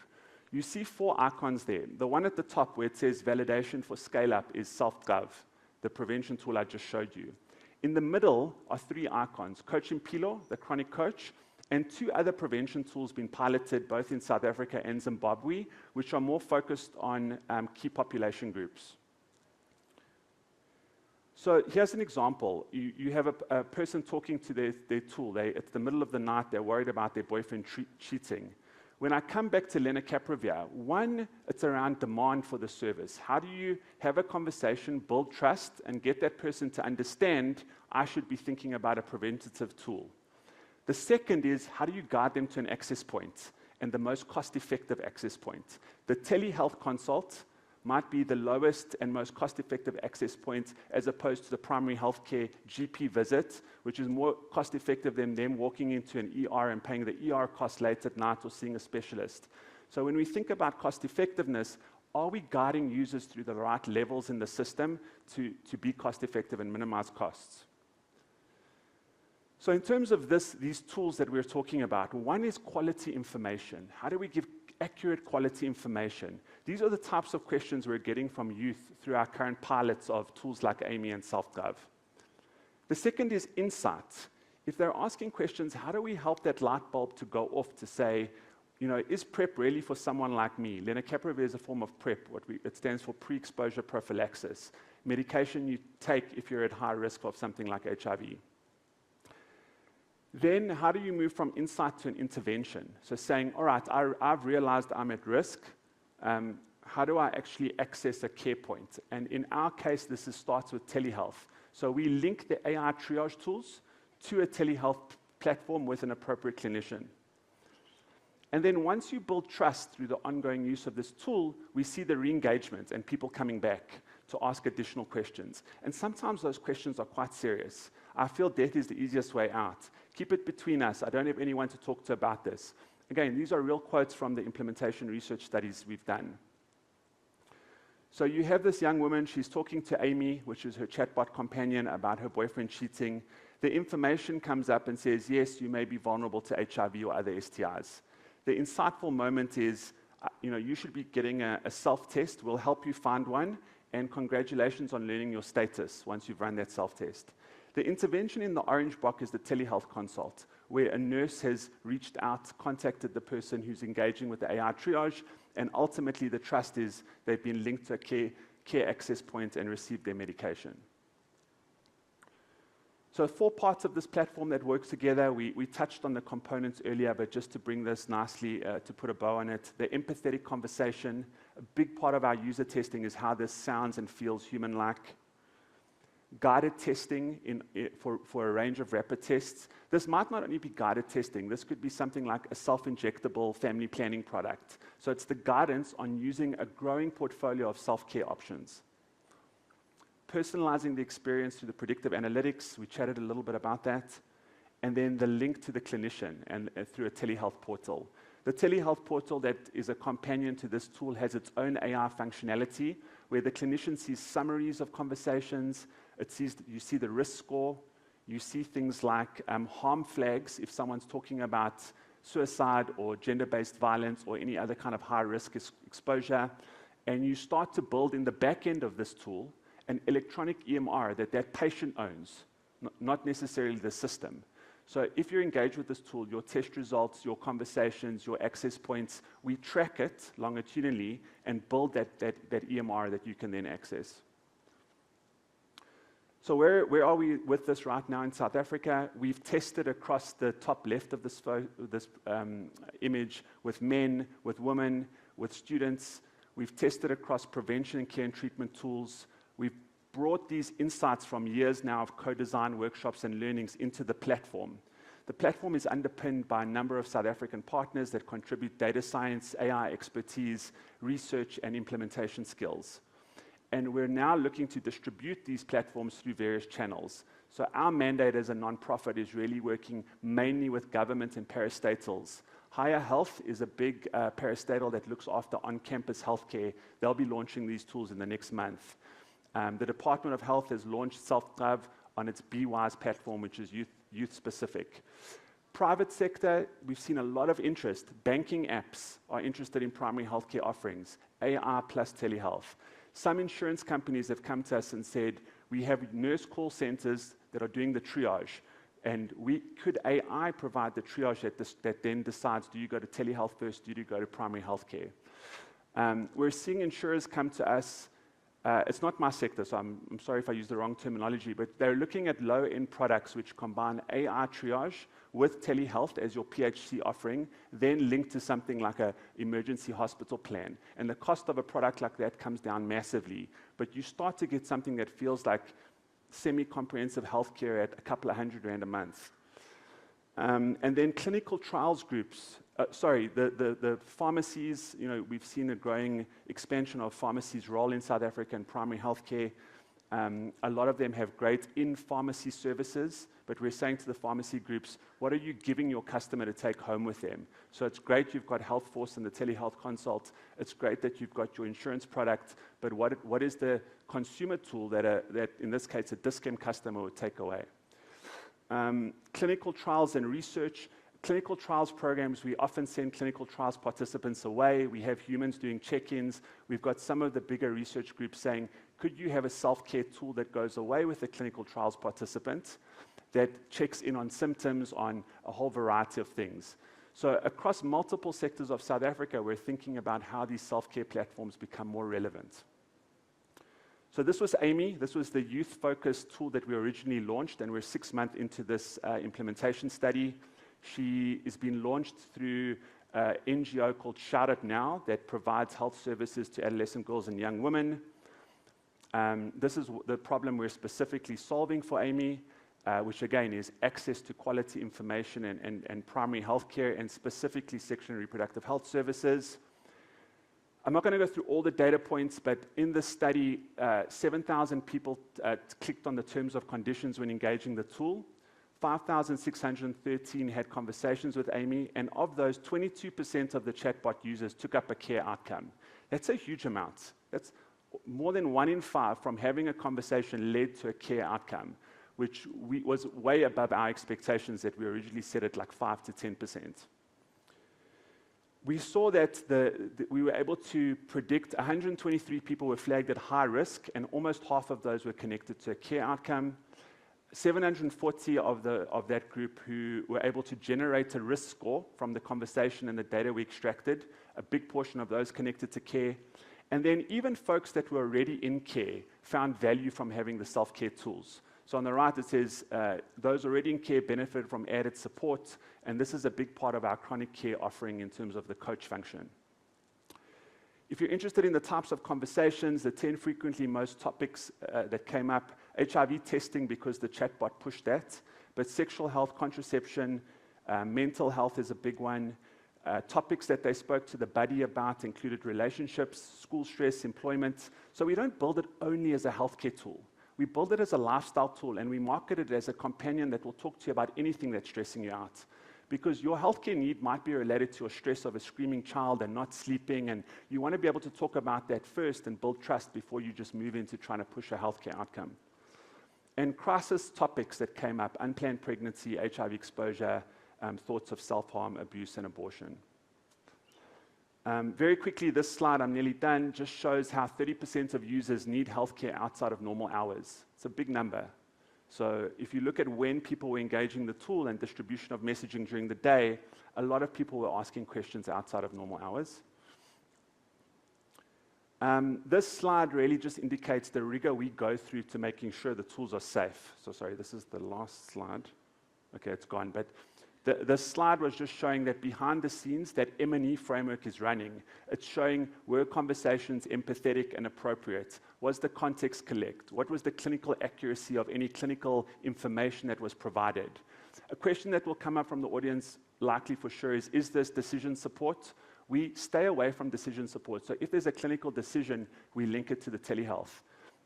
When it comes to regulation, we're allowed to provide an information tool that does triage. If we start providing your actual doctor in your pocket, it does become regulated. We are heading in that direction. It can be done, but the bars are just a bit higher, and we're figuring out getting there step by step.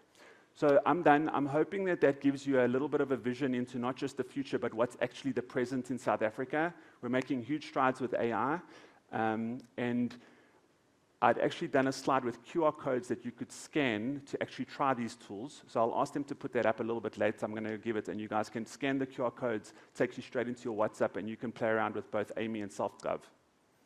Thanks. Thanks. Thanks, Dino. That's really interesting, and I think it's given us good insight into what is possible. Dino has a commitment elsewhere, so I'm wondering if maybe you could take some questions now, if there are any, because I don't think he'll be able to join us for the panel. So if there are, sorry to ambush the mic process. Are there any questions, or in the front side, specifically? Sorry. I think there's a hand over.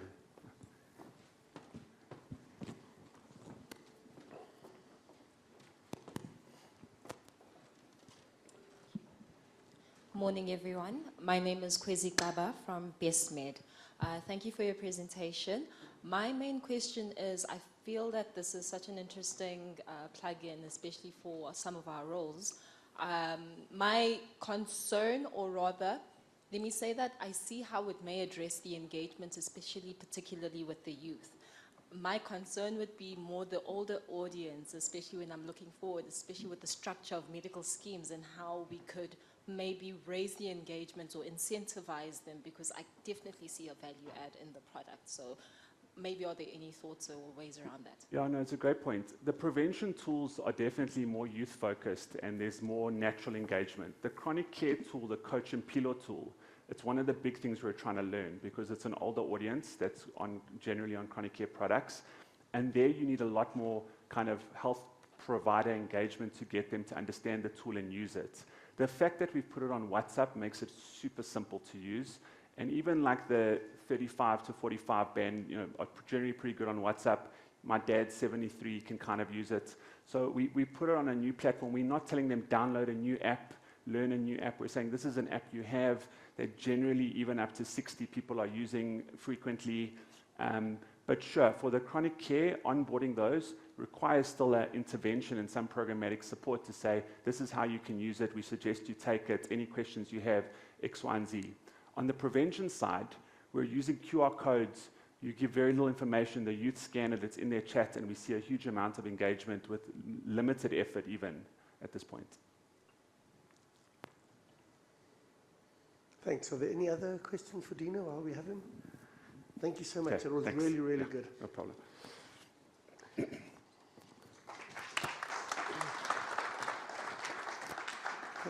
Next we have Dr. Anban Pillay, who was good enough to spell his name with a U, so we didn't confuse him with the other one. And thanks, Anban. I'm going to be sitting here.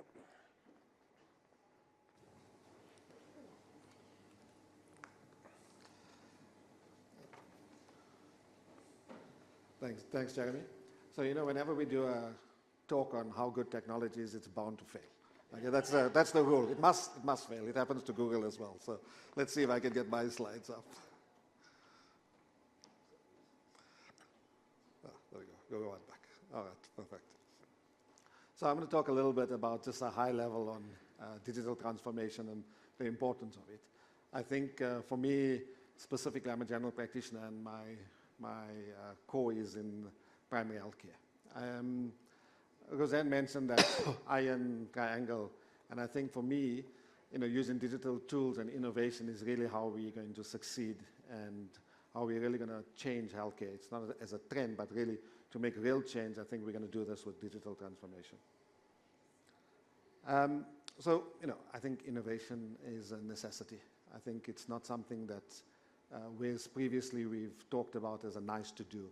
I think what we realize now is that healthcare is more complex. As practitioners, our patients are more complex. The morbidity is there. The challenges that we need to deal with in that 5 or 10 minute consult is just not possible anymore. We also have this huge global healthcare shortage, right? And Africa as it was. So South Africa, yes, we have unemployed doctors, but that's not because we don't have a healthcare shortage. We still have a healthcare shortage. And I think that that's only going to get worse. So we've got healthcare professional shortages that's just going to continually increase as populations continue to increase. So we have to think differently, and making more doctors is not necessarily going to solve for the growth in the population or new medical schools. It's just not, it's not viable. And I think these type of innovations, and I'm going to touch on a few of them, really can assist us. So we have to start thinking differently, thinking out of that box that we're so used to, both as practitioners, patients, and funders, to see how we can do things differently. I want to show a video. It's a short video, 2 minutes, and I think it's a WHO video, Europe-based, but it's very relevant, and it probably touches on most of the aspects of what I want to talk about today. So in this 2 minutes, it's pretty much my whole speech. Let's see if it works.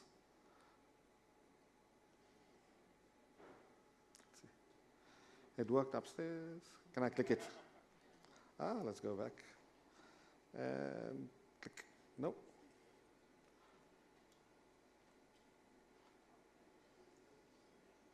There we go. So this is my point, right? Okay. If it works, let's see if it works. I'll give it one more time. Let's see what the guys are saying. And I checked it also, by the way, just to make sure. Enable content. All right. So basically the video, we'll come back to it if it works at the end of it. So some of these innovations that we really want to talk about, and that was addressed in the video, and Dino touched on some of it in the solution. So these are 5 of the ones that I've want to just chat about briefly today, and the importance of these ones.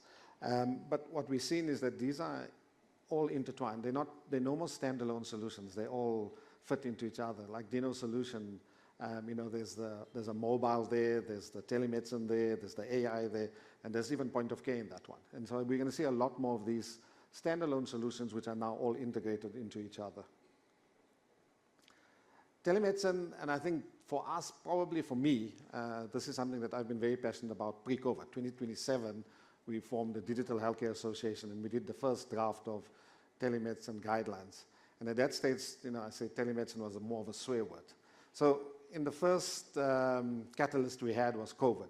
And so COVID really changed how we thought about what we could do with telemedicine from a patient point of view and a practitioner point of view, So from globally, the McKinsey one is on a global stat. It was also, in the 0%, 1% of usage globally were using telemedicine. And so that globally increased. The blue one is actually a South African stat from one of the funders, and that showed each time we had a wave, how telemedicine consults went up. And so, telemedicine is probably one of the easiest ways that we can increase access to care if we build and design it properly. And I think what COVID has shown us is that there's now a mind shift change with patients and with practitioners on using telemedicine to do a lot of the things, chronic disease management, scripting, follow-ups, blood results. We do this now, it's part and parcel of practice. What we don't see is the change happening necessarily across the board in the funder space.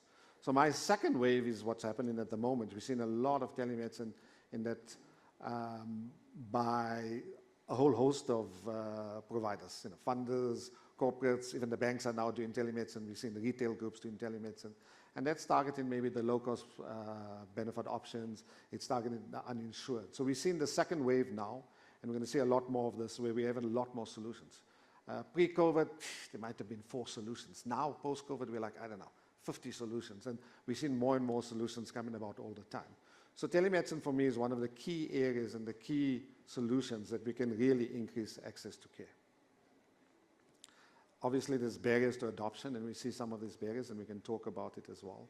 I think one of the reasons why in the general practitioner space we saw this die down is that what we get from the doctors is, but I don't get paid the same amount that I get paid if I see a real patient in my rooms. So it's easier just to tell patients to come back. And so that, I think we need to think differently about it. We know the value of care is there. We know that the opportunity is there, and we know that we can see more patients. So we then need the funders to come on board to say, well, and it's only in South Africa, actually. The rest of the world, it's on par with other consults. So, should we be changing how we remunerate? Absolutely. I'm a GP. I'm going to say that all the time, guys. It must be, because your medical legal risk is also the same. And now we know also in some of the studies that actually your telemedicine consult can take longer than an in-person consult because it's not, it's not the simple thing, right? So obviously things like the technology and, the regulation of, the HPCSA has really come on board in terms of changing the booklet 10 in terms of promoting and allowing us to do a lot more in the telemedicine space. And I think that regulation needs to be still, it's not there yet, but I think there's a lot more work that can be done to make sure that we do a lot. The interesting thing is that we're doing a lot of telemedicine in the private sector and maybe in the general practitioner space in that slightly uninsured space. And I think in the public sector, this is the biggest opportunity of increasing access to care. And there needs to be a bigger drive in the public sector for this to happen as well. EHRs, I think, for me, probably the foundation for practitioners.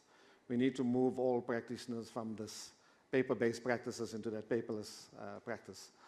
In the week I gave a talk, SEPEF had a talk about, they're doing this series of webinars on technology and transformation, and the first one was on EHRs. And it's interesting, but we only have, in the GP space, probably only about 20% of general practitioners using electronic health records. And so the challenge is that as we move into this new age of value-based care and outcomes, we actually have to have EHR to know the data. We're never going to get to that value-based care and outcomes unless all the practitioners are starting to know what their data sets are, what their patient base is, and really the data currently sits with the funders, but as practitioners, for us to be able to do more outcomes and more value-based care, we need that EHR to sit in practice, in the practice on dashboards that we can see at any one time. And the EHRs are moving actually very fast. We see a lot of smart EHRs now. And so all these fantastic AI agents and tools are now implemented into the EHR. So what we can do with our EHRs in practice is much, much more than what it was maybe a year ago. So we've demoed at some of the talks that we had. We had 2 interesting talks on the basics for AI for healthcare practitioners about 6 weeks ago. ATC, which is Africa Telehealth Collaboration with SAMA, as well as ASIPA and some of the other groups. And the amount of doctors and practitioners that joined, it was phenomenal. Guys, we had 7,000 registrations. We were over, our Zoom platform could only take 3,000. We had to ask SAMA to use the YouTube channel. So what does that tell me? It tells me that practitioners now want to use more tools, are really keen to get more information, and are keen to start looking at doing things differently. The follow-up was done this Wednesday. We had 5,500 practitioners register for that. We had about 3,000 join in on the Zoom platform again. Again, this was, just the basics of AI, and here are some tools that we can demo. And I think the interest for me, so I think that it's no more, I think we've tipped the point. I think that tipping point will be over there, where practitioners really want to start using these type of tools. So for me, electronic health records are an important part of how it's the foundation that we can add these tools on. And these are all solutions that we have, and now I'm stuck.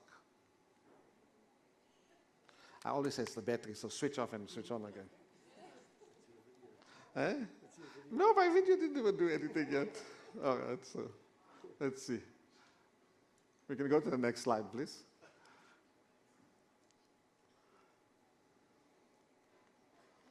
There we go.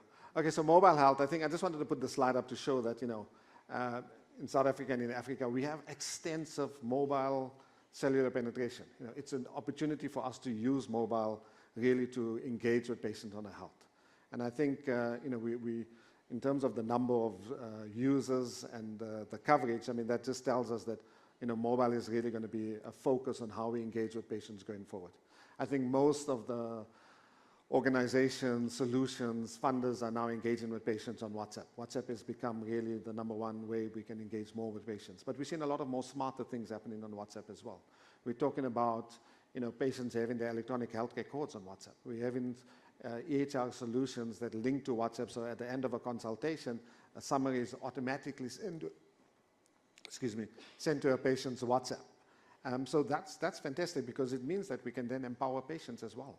Because the more patients can do things and the more patients are empowered with their own health, the better it is going to be for us. There's some fantastic solutions now using mobile that you can screen yourself and do your vitals just by looking at your phone. We have this photophytosmography that we can check blood pressure without a BP cuff anymore.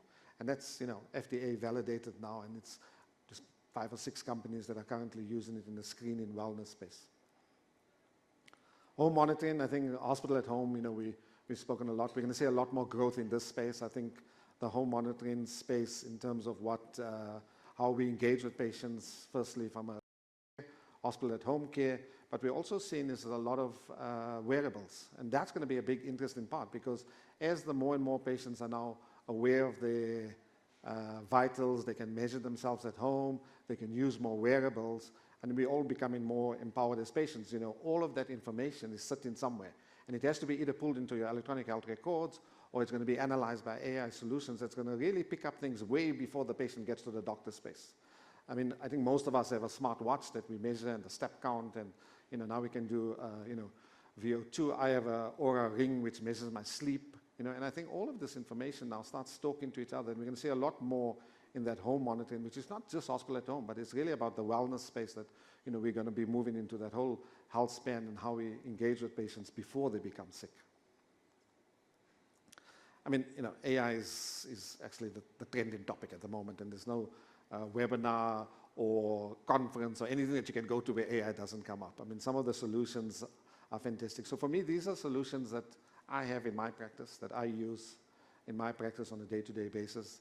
They're solutions that have fundamentally changed how I practice my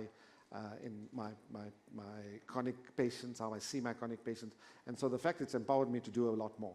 So, you know, MedSolve is a South African Pretoria prof that's come up with an AI solution using a Clarius sonar that can diagnose breast cancer at a 97.6 accuracy, not with a radiologist or radiographer. So this is putting it into a primary health care with a nurse, or Johnny clinics have them, and general practitioners have them as screening tools. And so that fundamentally changes what we can now see and do, right? iArt is, and I'm sure we're going to see this in the ophthalmology talk as well, is that they have diabetic pictures, and we can diagnose diabetic retinopathy in 10 seconds. Those are solutions that were around, you know, pre-COVID. And so the hardware is expensive for GPs, and if we make this more affordable, there's better remuneration models, we can screen more patients in a primary healthcare setting for diabetic retinopathy and the other 27 conditions that Google says we're going to be able to do with microvascular disease, right, including dementia and Alzheimer's, by taking a photo in a primary healthcare setting. You know, we can do it at optometrist practices. Vertees is also another South African company that does a whole host of solutions, hardware and software. I have a Holter ECG that's the size.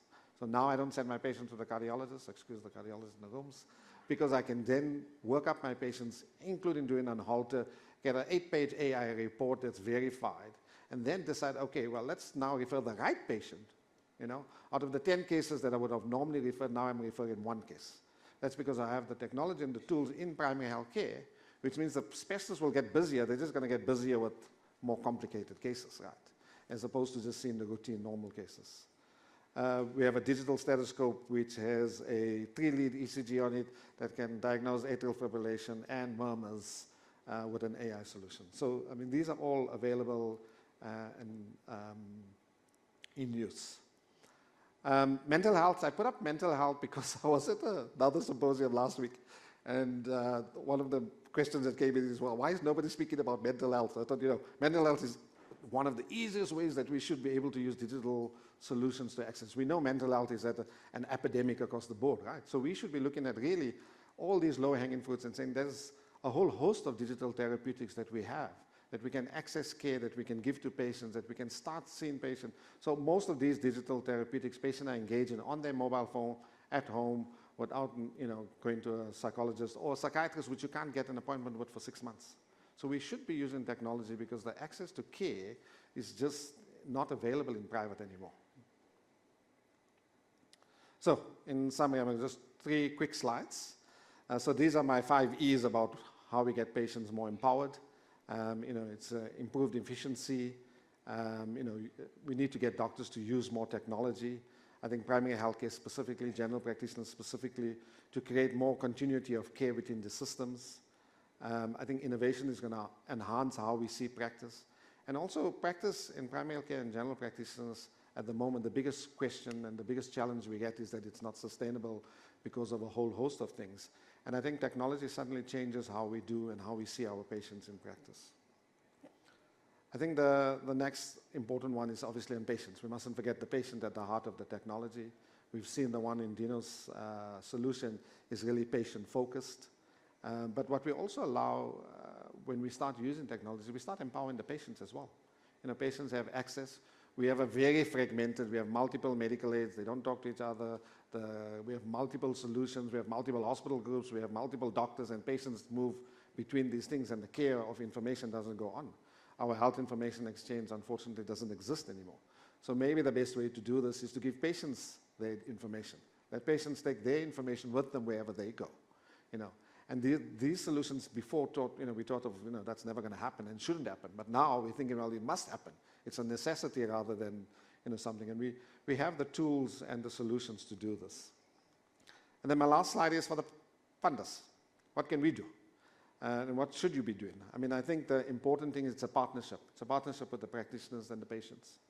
It's how do we incentivize for these tools? How do we make sure that we can pay for these tools? Because I often get this, but who's going to pay for it? And how are we going to get back in terms of spending the 100,000 rand on the diabetic retinal camera? You know what I mean? There has to be solutions because in the long term, it's a win-win for everyone. So we need to look at tariff codes, and I'm sure Zianda's going to talk a bit about that as well. And then, when you're talking to vendors and each funder's talking to 10 different vendors, now we've got like 500 vendors, all having their own system. As GPs, we don't want 50 systems in practice, guys. It's just impossible for us to use these solutions. We have to look at interoperable systems and how we do this better, because for us to want to start using this and to make it not to be a barrier, we need to make sure that we have interoperability. And then education, resources, training, I think this is an important one.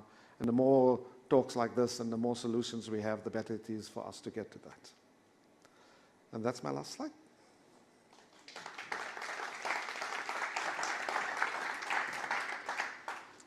Thank you so much, Anban. You'll join the panel later. So. Really interesting insights in terms of from a provider point of view. I'm very grateful for that. Still with doctors, we've got Dr. Zianda Guguru-Selo, a public health medicine specialist, healthcare leader. There you are.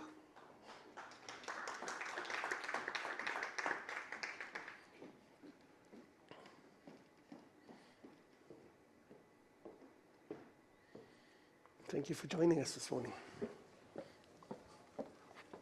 Good afternoon, colleagues.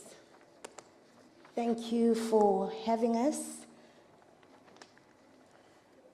So it is really wonderful to talk after Anban because he touches on some of the GP aspects. So I'm going to touch on a bit on the specialist innovations, and then I'm also going to touch on some innovations in clinical coding as well as upskilling initiatives. I think it's so important for us to realize that as we are sitting in this room, doctors are busy with patients. And unfortunately, they cannot wait for us to make decisions, to write policies, to ensure that, you know, the laws, you know, are passed and implemented. So what we find ourselves right at the back, because practitioners have got to find innovative ways in which they can provide services to their patients. So we find that most doctors, they have to just find the most efficient way in which they can provide their service. And most of these innovations, they just run with them and we catch up with them later on. So I'll give you some examples of some of those innovations.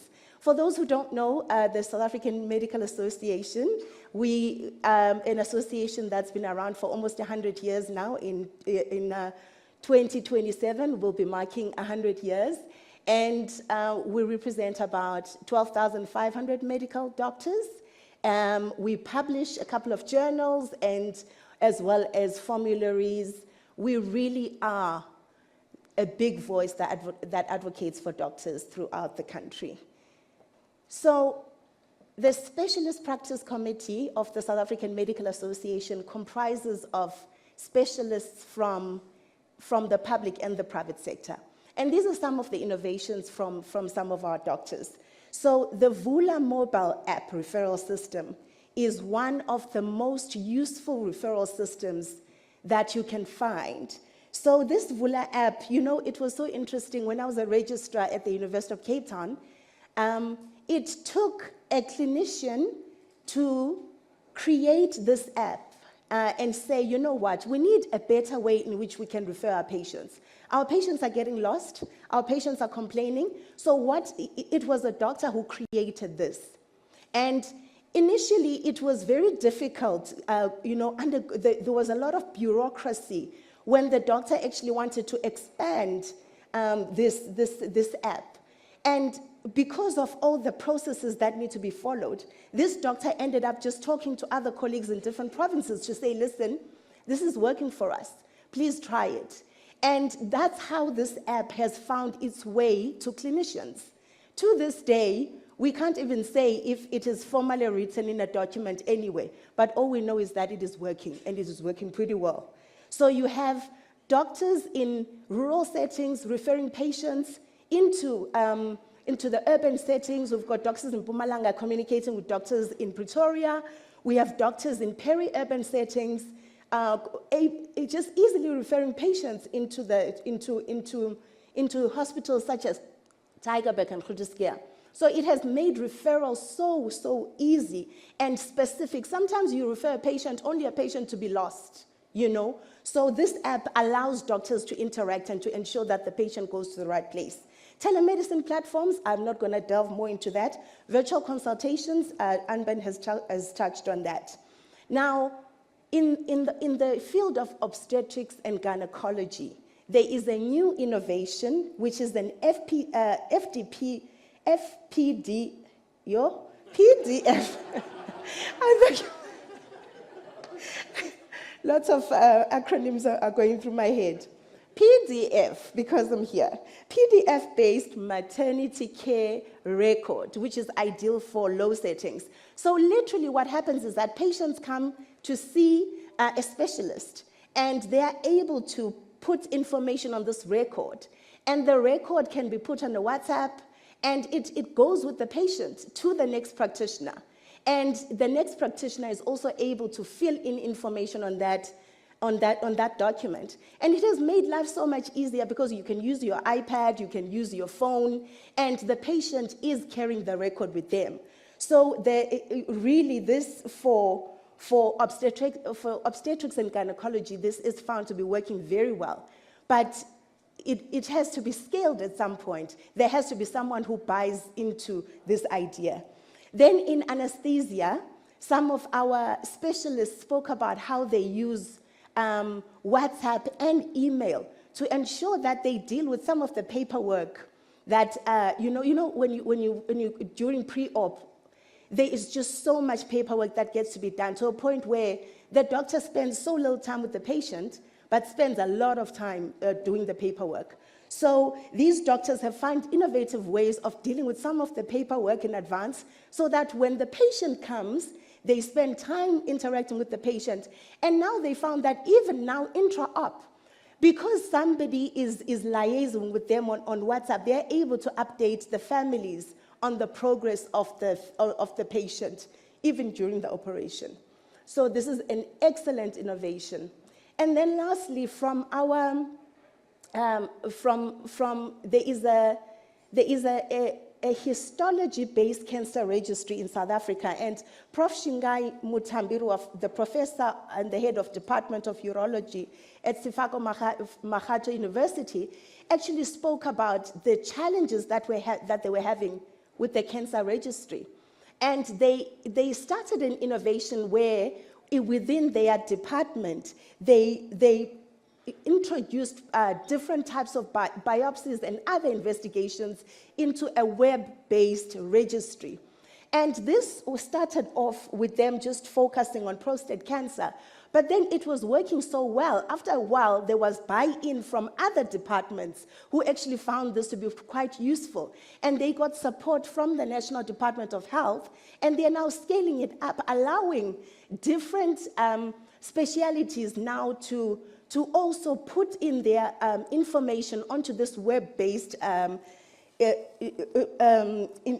area, and they are able then to monitor patients and not lose any patients once who've done biopsies. And they found this to be pretty useful, and different doctors are able to access this, but obviously it is de-identified at a level where everybody has got access to it, and the doctor and their patient are able to look at the specific information. But it really has helped with ensuring that we don't lose the patients. Then in the surgical imaging innovations, the PACS, Picture Archiving and Communication System, of course, this one for radiology, we're all familiar with it. And then the 3D imaging and planning tools for orthopedics. We know that in orthopedics there is a lot of challenges, and it's so good to see that actually there are innovations that such as Materialized OrthoView, which allows virtual templating and simulation of osteotomies or deformity corrections. So in orthopedics, other innovations, you know, they are using robotic assisted innovations such as Marco and Rosa to improve even the implant positioning and soft tissue balancing in total knee and hip arthroplasty. So these are some of the ways in which specialists are really, really making strides in ensuring that not only do they provide an excellent service to their patients, but ways in which they can be complemented by different innovations. Now, innovations in clinical coding, we had an amazing coding conference a couple of months ago, and you know, clinical coding is one of those that is evolving over time here in South Africa. And as we are talking about the NHI Act, it's always, we need to understand that there are many, many different health terminology systems that are being proposed that will actually be used during the NHI, the implementation of the NHI. And we've just listed some of them here. You know, most of us are busy working on ICD-10, but we're going to be moving to ICD-11 soon, ECHI, and all the different health technology systems. So then the question then becomes, how do we, with the ongoing rollout of the NHI, how do we ensure that we are on top of our game to ensure that in both the public and the private practices, we are adjusting coding and billing? So just an example of some of the major changes. So the difference between ICD-10 to ICD-11, you will see that the structure is different, right? So it's going to be very, very important that we ensure that our digital infrastructure is ready for us to be able to integrate these changes that are coming soon. So if you look at ICD-11, the structure is such that it ranges from 1A00.002 Z9 Z dot. And it will be, and I think we highlight this because it's going to be difficult to rely on a human being to be able to remember all these, right? So wherever we can get innovations to help us to interpret some of these, it will be much, much easier and ensure that we are accurate and specific. Now, here is an example of a radiology report. There is an innovation, a Microsoft Copilot prompt. And in this, if you put there, please provide the relevant ICD-11 code for this report. This is what it will give to you. I'll just go to the point where it says the differential diagnosis, right? So for all the doctors we know, before you can put a code, you first give the differential diagnosis. And here, by giving this Copilot just the clinical picture of this patient, you will see that the differential diagnosis is perforated gastric ulcer, the left paracolic gutter abscess, and a dilated loop of jejunum. So if you ask for the ICD-11 codes, I want you to appreciate the top, the top picture where you see that the system, that is the code that they give.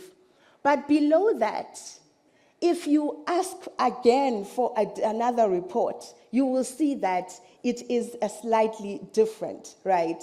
So the importance of this is that even though we can use AI tools, there is what is called AI hallucinations, right? And this is why most of the time we can't completely rely on these tools because they are not going to they are not as accurate as we expect them to be. So as much as we are augmenting with AI tools, we still need coders, we still need doctors, we still need nurses to be able to quality check some of this information. So here we are. The codes are verified to ensure accuracy. And the impact for coders is that, the AI, it helps us with, efficient workflows, but everything else must still be done by a human being to ensure that what the innovation takes out as a code is actually what the code is. Lastly, unfortunately, in medical school, we are not taught on AI. We are taught to see patients, and then one day you go into practice, and you are faced with long queues, you are faced with medical aids that require you to do many things that you don't even understand half the time. And it's you and all this work that needs to be done by a medical doctor. So now we are finding ways in which we can upskill our medical doctors on AI because we have found that it would be useful for them to bring on board some of these innovations. So one of the upskilling initiatives we had last year was the AI Roundtable, just introducing the concepts. And then currently, we do have a course that we have started for our medical doctors, and it is focused AI in medicine and in healthcare. And really, the whole point is so that we get our doctors to fully understand what AI is.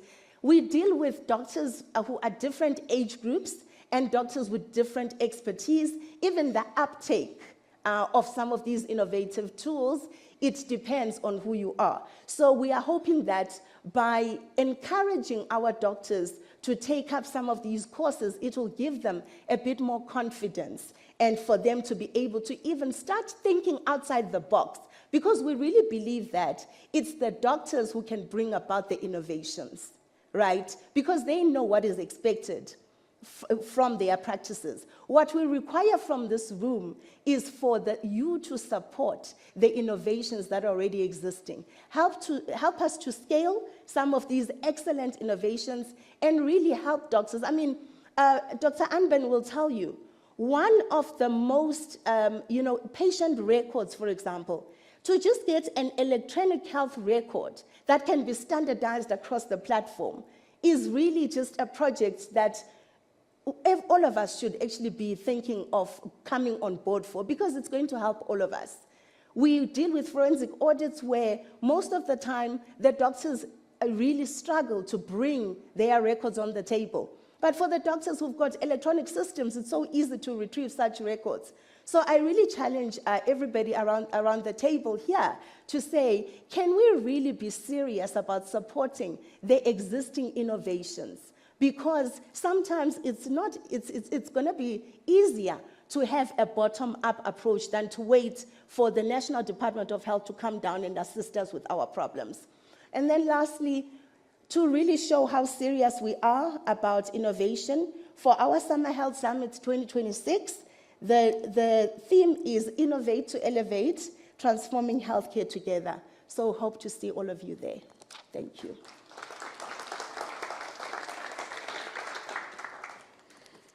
Thank you, Ayanda. This was really, really interesting.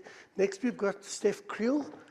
He's going to give us some insights from an optometry point of view, as well as being a member of ISO-LISA. Thank you and welcome.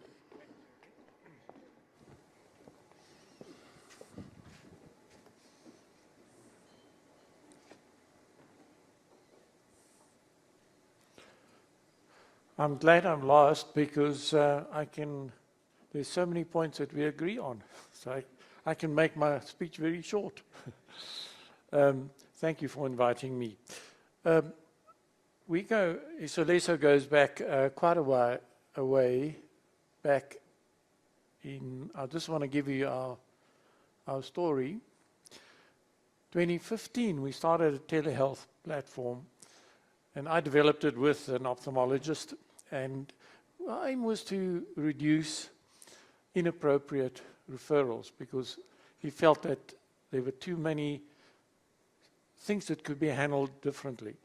And it led to a pilot study that we did, almost 1,000 patients there, and we could confirm that potential savings in this structured co-management platform.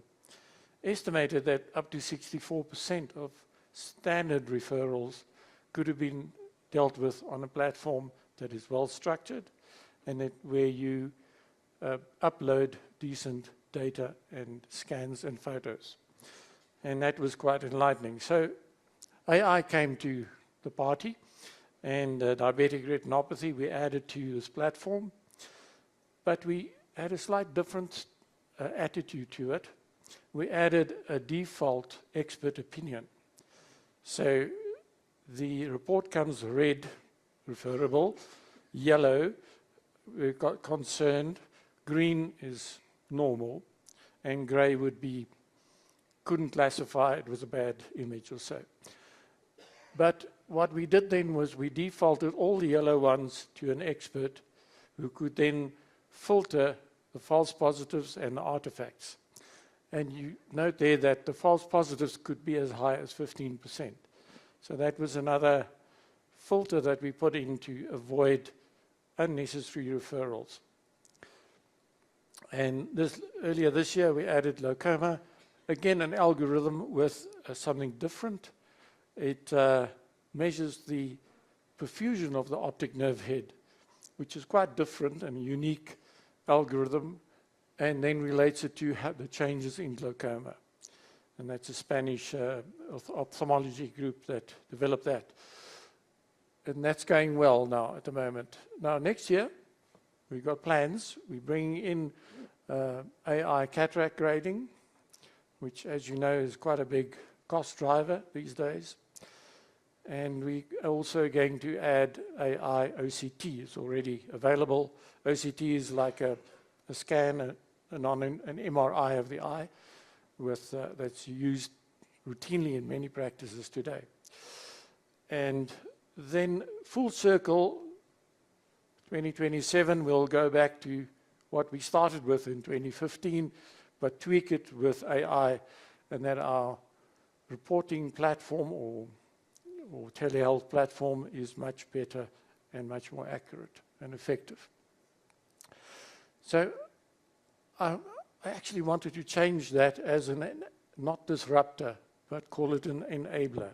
And we must see AI as an enabler, going to help us to do healthcare better, and in our case, eye care better. And because it's going to do quite a lot of things for us, it's going to reduce the operational inefficiencies in admin and risk assessment. And if you add augmented medical intelligence to it, AI will use vast data sets that produces dynamic versus our current static evidence-based medicine. Can you imagine a tool like that? That's dynamic and it's based on humanity and not just the odd study. So that's going to be a game changer. And of course, everybody mentions this. We need the data and we need it uniformly from everybody. And we need to participate with that. And if you don't do that, you're going to be left behind. It's going to overhaul the funding model, the benefit designs, and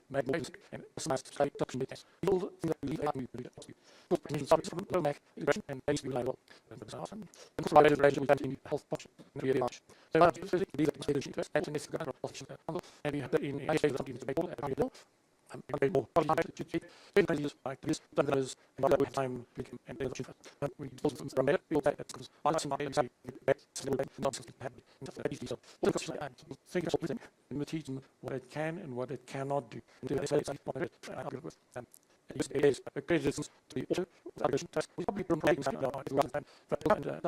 Actually very we can get to more people, especially at primary care level, and of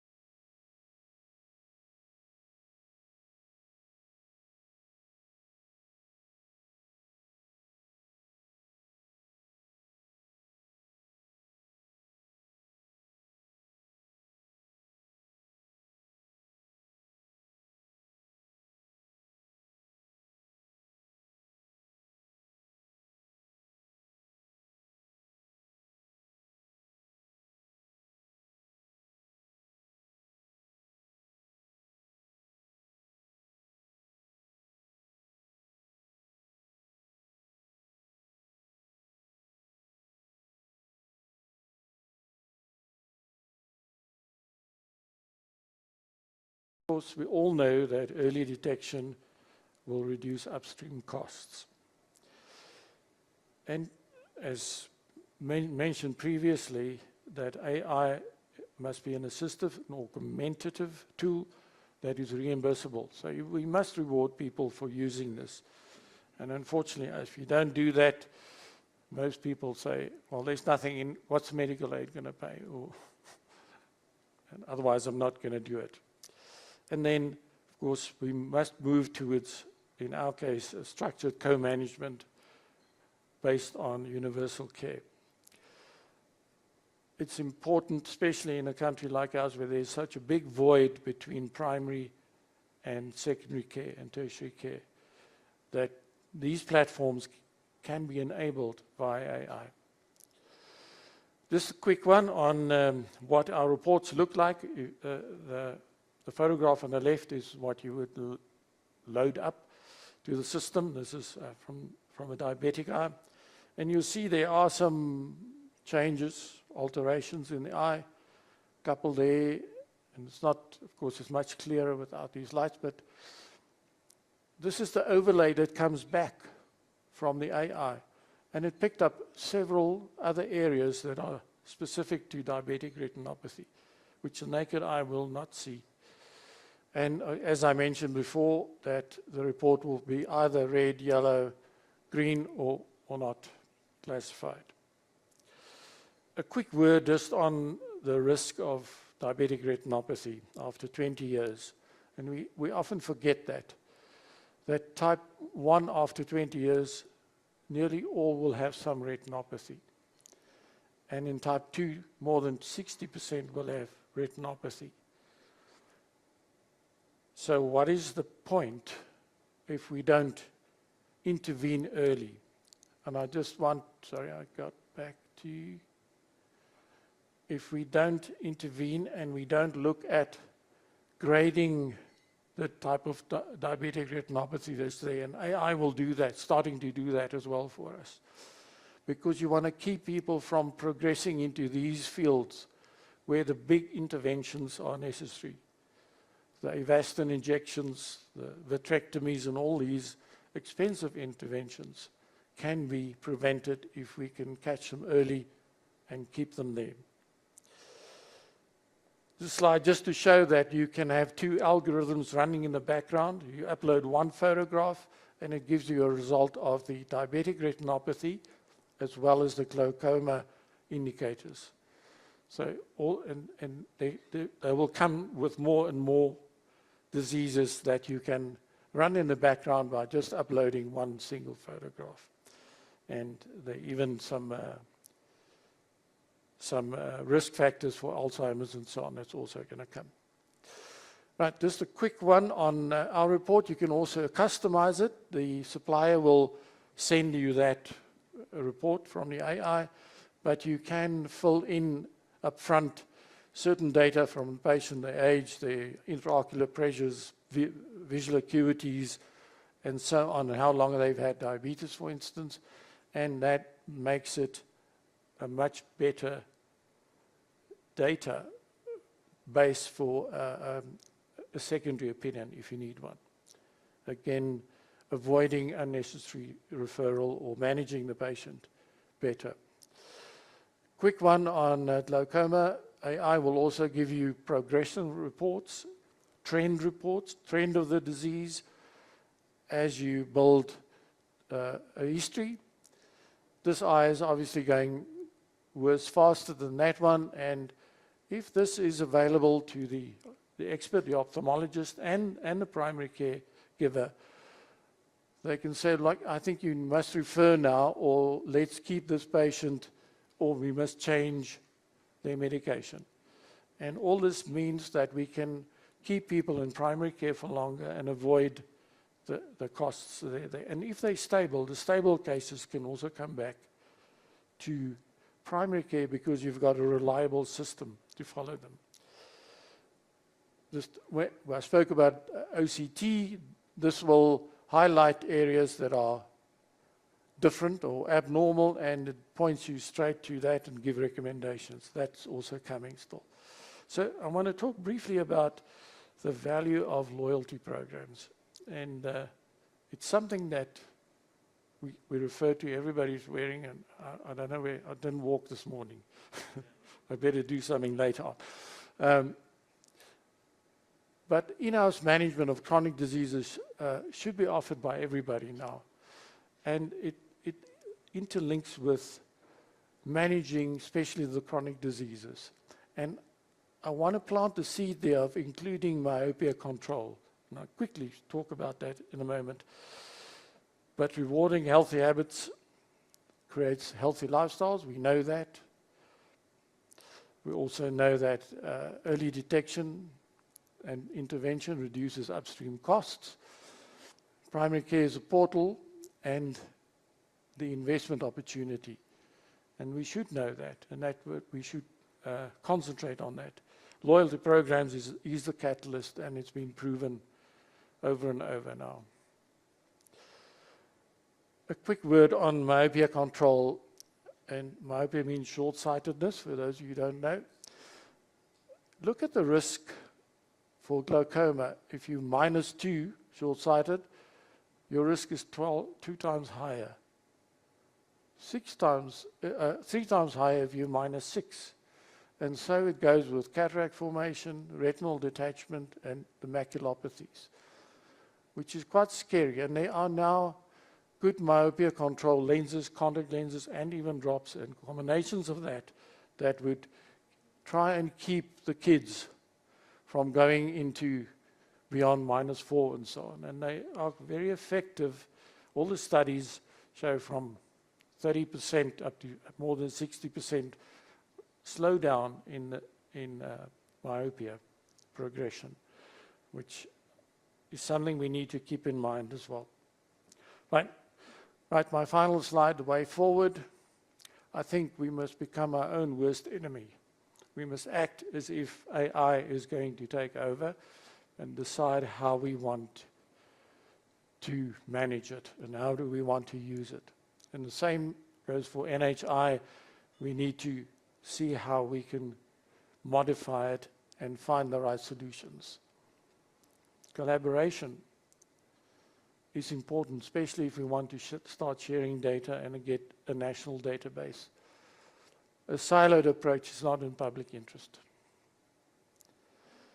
We need to develop the interactive software to collect, share, and protect the data, build on the experience of others. There are many examples on the planet that we can use. And think about independent ownership, like a Biobank South Africa. We found when we started the telehealth platform, we offered it to an ophthalmology group and said, look, there's no money in this, but let's have 50-50 shareholding and let's build on this so we can build a local cohort of data. And they ignored us, and 5 years later they developed their own and brought that on the market to try to sell it to us.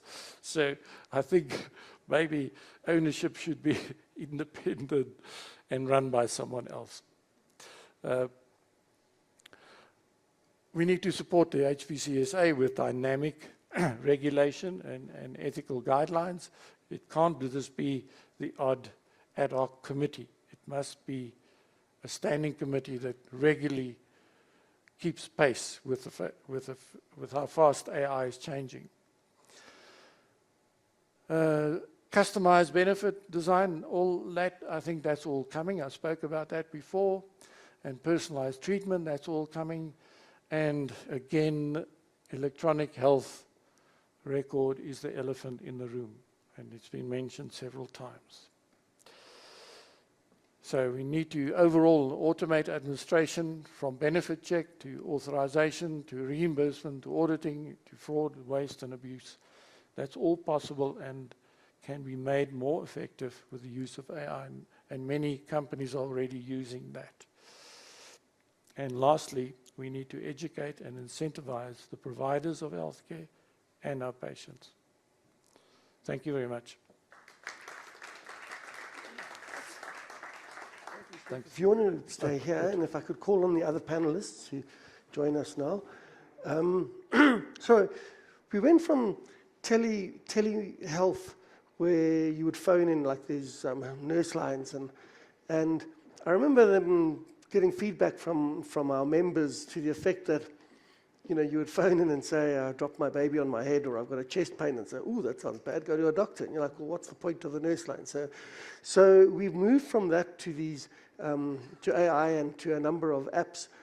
We've seen some wonderful presentations on that. What's quite clear, we have the tech, we just don't use it. And we need to try and identify where that is, because I think it's coming from a number of areas. There's competing interests of maybe administrators, there's government that we've heard is AWOL, and then doctors themselves are sometimes a stumbling block in some of this. So we need to find mechanisms that we can improve on that.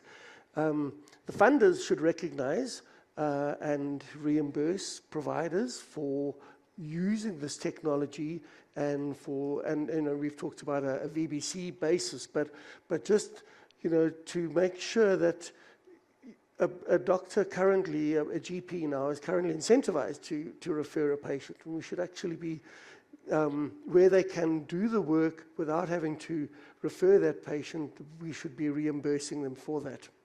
the simplicity of access is a key issue. I don't think age is the problem. We talk about older people maybe not making out how this all works, because I am one, and and we use banking apps, and we use a whole range of apps, TikTok or whatever, and we manage just fine with that. And what it boils down to is how the app is designed and how easily you can navigate your way around the app. That's going to be the issue. One of the things we can maybe look at is this narrative that tech drives cost issues. I know every year when we do our increase calculations, one of the factors is technology, and there are these new things. And it's not the technology that's the problem. It's actually the appropriate use or the inappropriate use of that technology.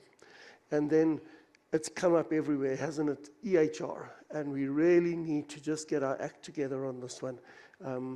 And possibly, referencing the previous presentations about a collaboration within the industry, both from a funder, administrator, and provider point of view. If we could get that right, that would be fantastic. So I really want to thank the presenters for driving home that message. Are there questions? Can we see? Here's one right here.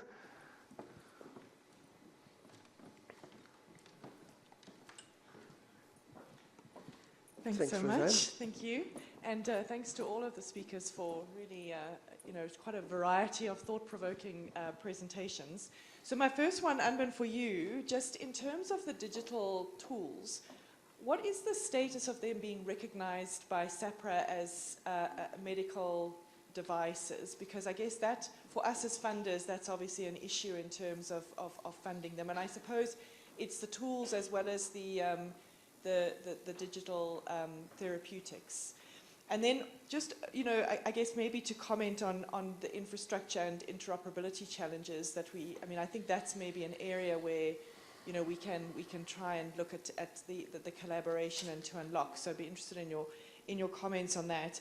And then finally, just on access, and Ziad, I'm thinking from, how do we, and I guess also, Steph, when you were talking about the challenge of adoption and the fear about adoption, how can we sort of educate the opportunity here that these tools mean that, we don't have enough doctors.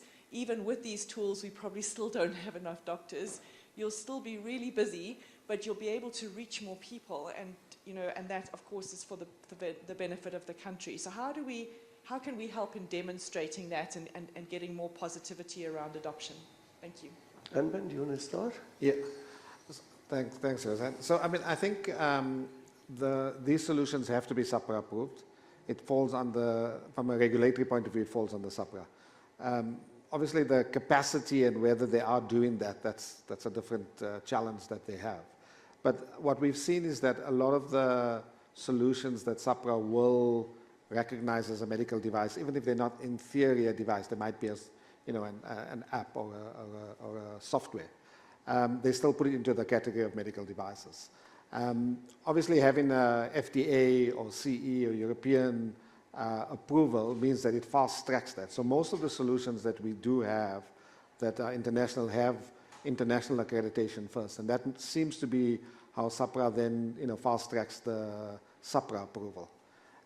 So some of it would be screening and some of it would be diagnostic. So I think where it is internationally has been really what we focused on in terms of what then SAPRA would do. I think that there's a huge challenge at SAPRA in terms of how to create a different division just to look at all these AI tools. And I think that's something that as an industry we need to sit down together with. It is something that we've reached out to the Department of Health, and there isn't a capacity for it. And the challenge is that, if they're not getting the medicines backlog done, this AI is going to far exceed that, right? And so, if we don't do something now, we're going to have 10 years before an AI solution gets approved. And it's changing all the time. There's new solutions every day. So it is something that I think it's not necessarily just something that we're going to wait for SAPRA to do. I think it's something that we as an industry should do together. Roseanne, was your second question for Zianda? Yes. So The general rule is that doctors listen to doctors. That's just how it is. We are bombarded by many solutions from many stakeholders. And what I've found works pretty well is if you have a doctor at the forefront of that innovation.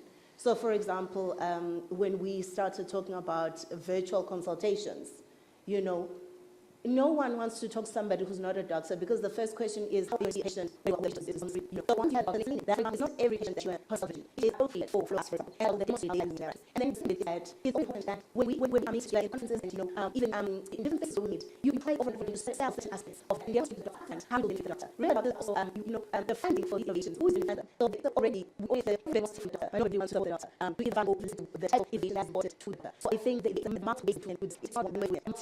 I'm doing that with the doctor. Thanks. Come to you after.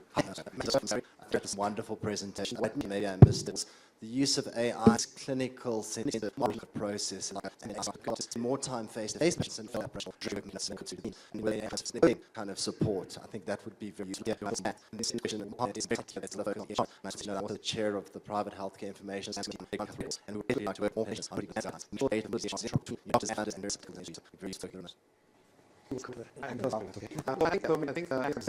really key among all of us after we get this. I think that is what is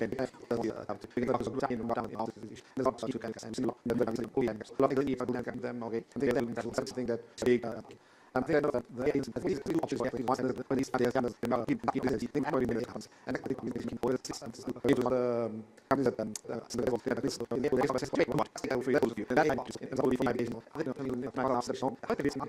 inform the patient, check the labels, and then give them all the extra for these food, water, exercise, and feed information. So we send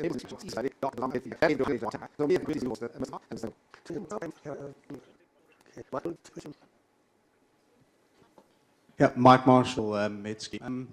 Yeah, I can leave this up which one up to and therefore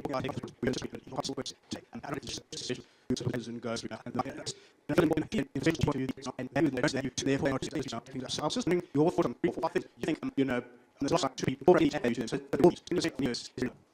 so from my experience, I think the first problem is that there are many solutions to doctors. I think if we could find just vision of the record and we could ensure that we do it will be better, then there would be a the other solution that is what it costs. What a GE solution can put in their priorities. So that they want solution. The more patients that to the right. And then the third one, I think, is also just the infrastructure that must at least right now, with GEs, we think with the investment flow. GEs can find this shortest environments from basically the older state we want to use solution. So GEs the priority is to priorities without regular real information to invest on things. So I just but I think we should all over the world be part of the energy management system. So they have things so I think I have things that are not possible as yet, but I mean it's collaborative, it's important.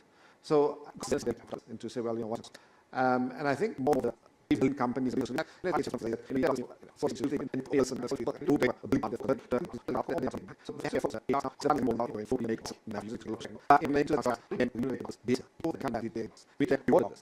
I think over time, and my own practice, the big challenge is that one notice because one,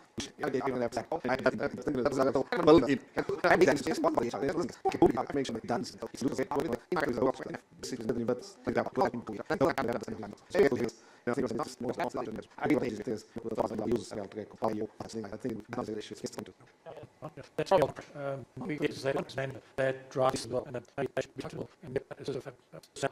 which maybe more we left through there with this manipulation we're seeing. So we moved left with it later as we make in all one action time. Yeah, we have to make it by that track.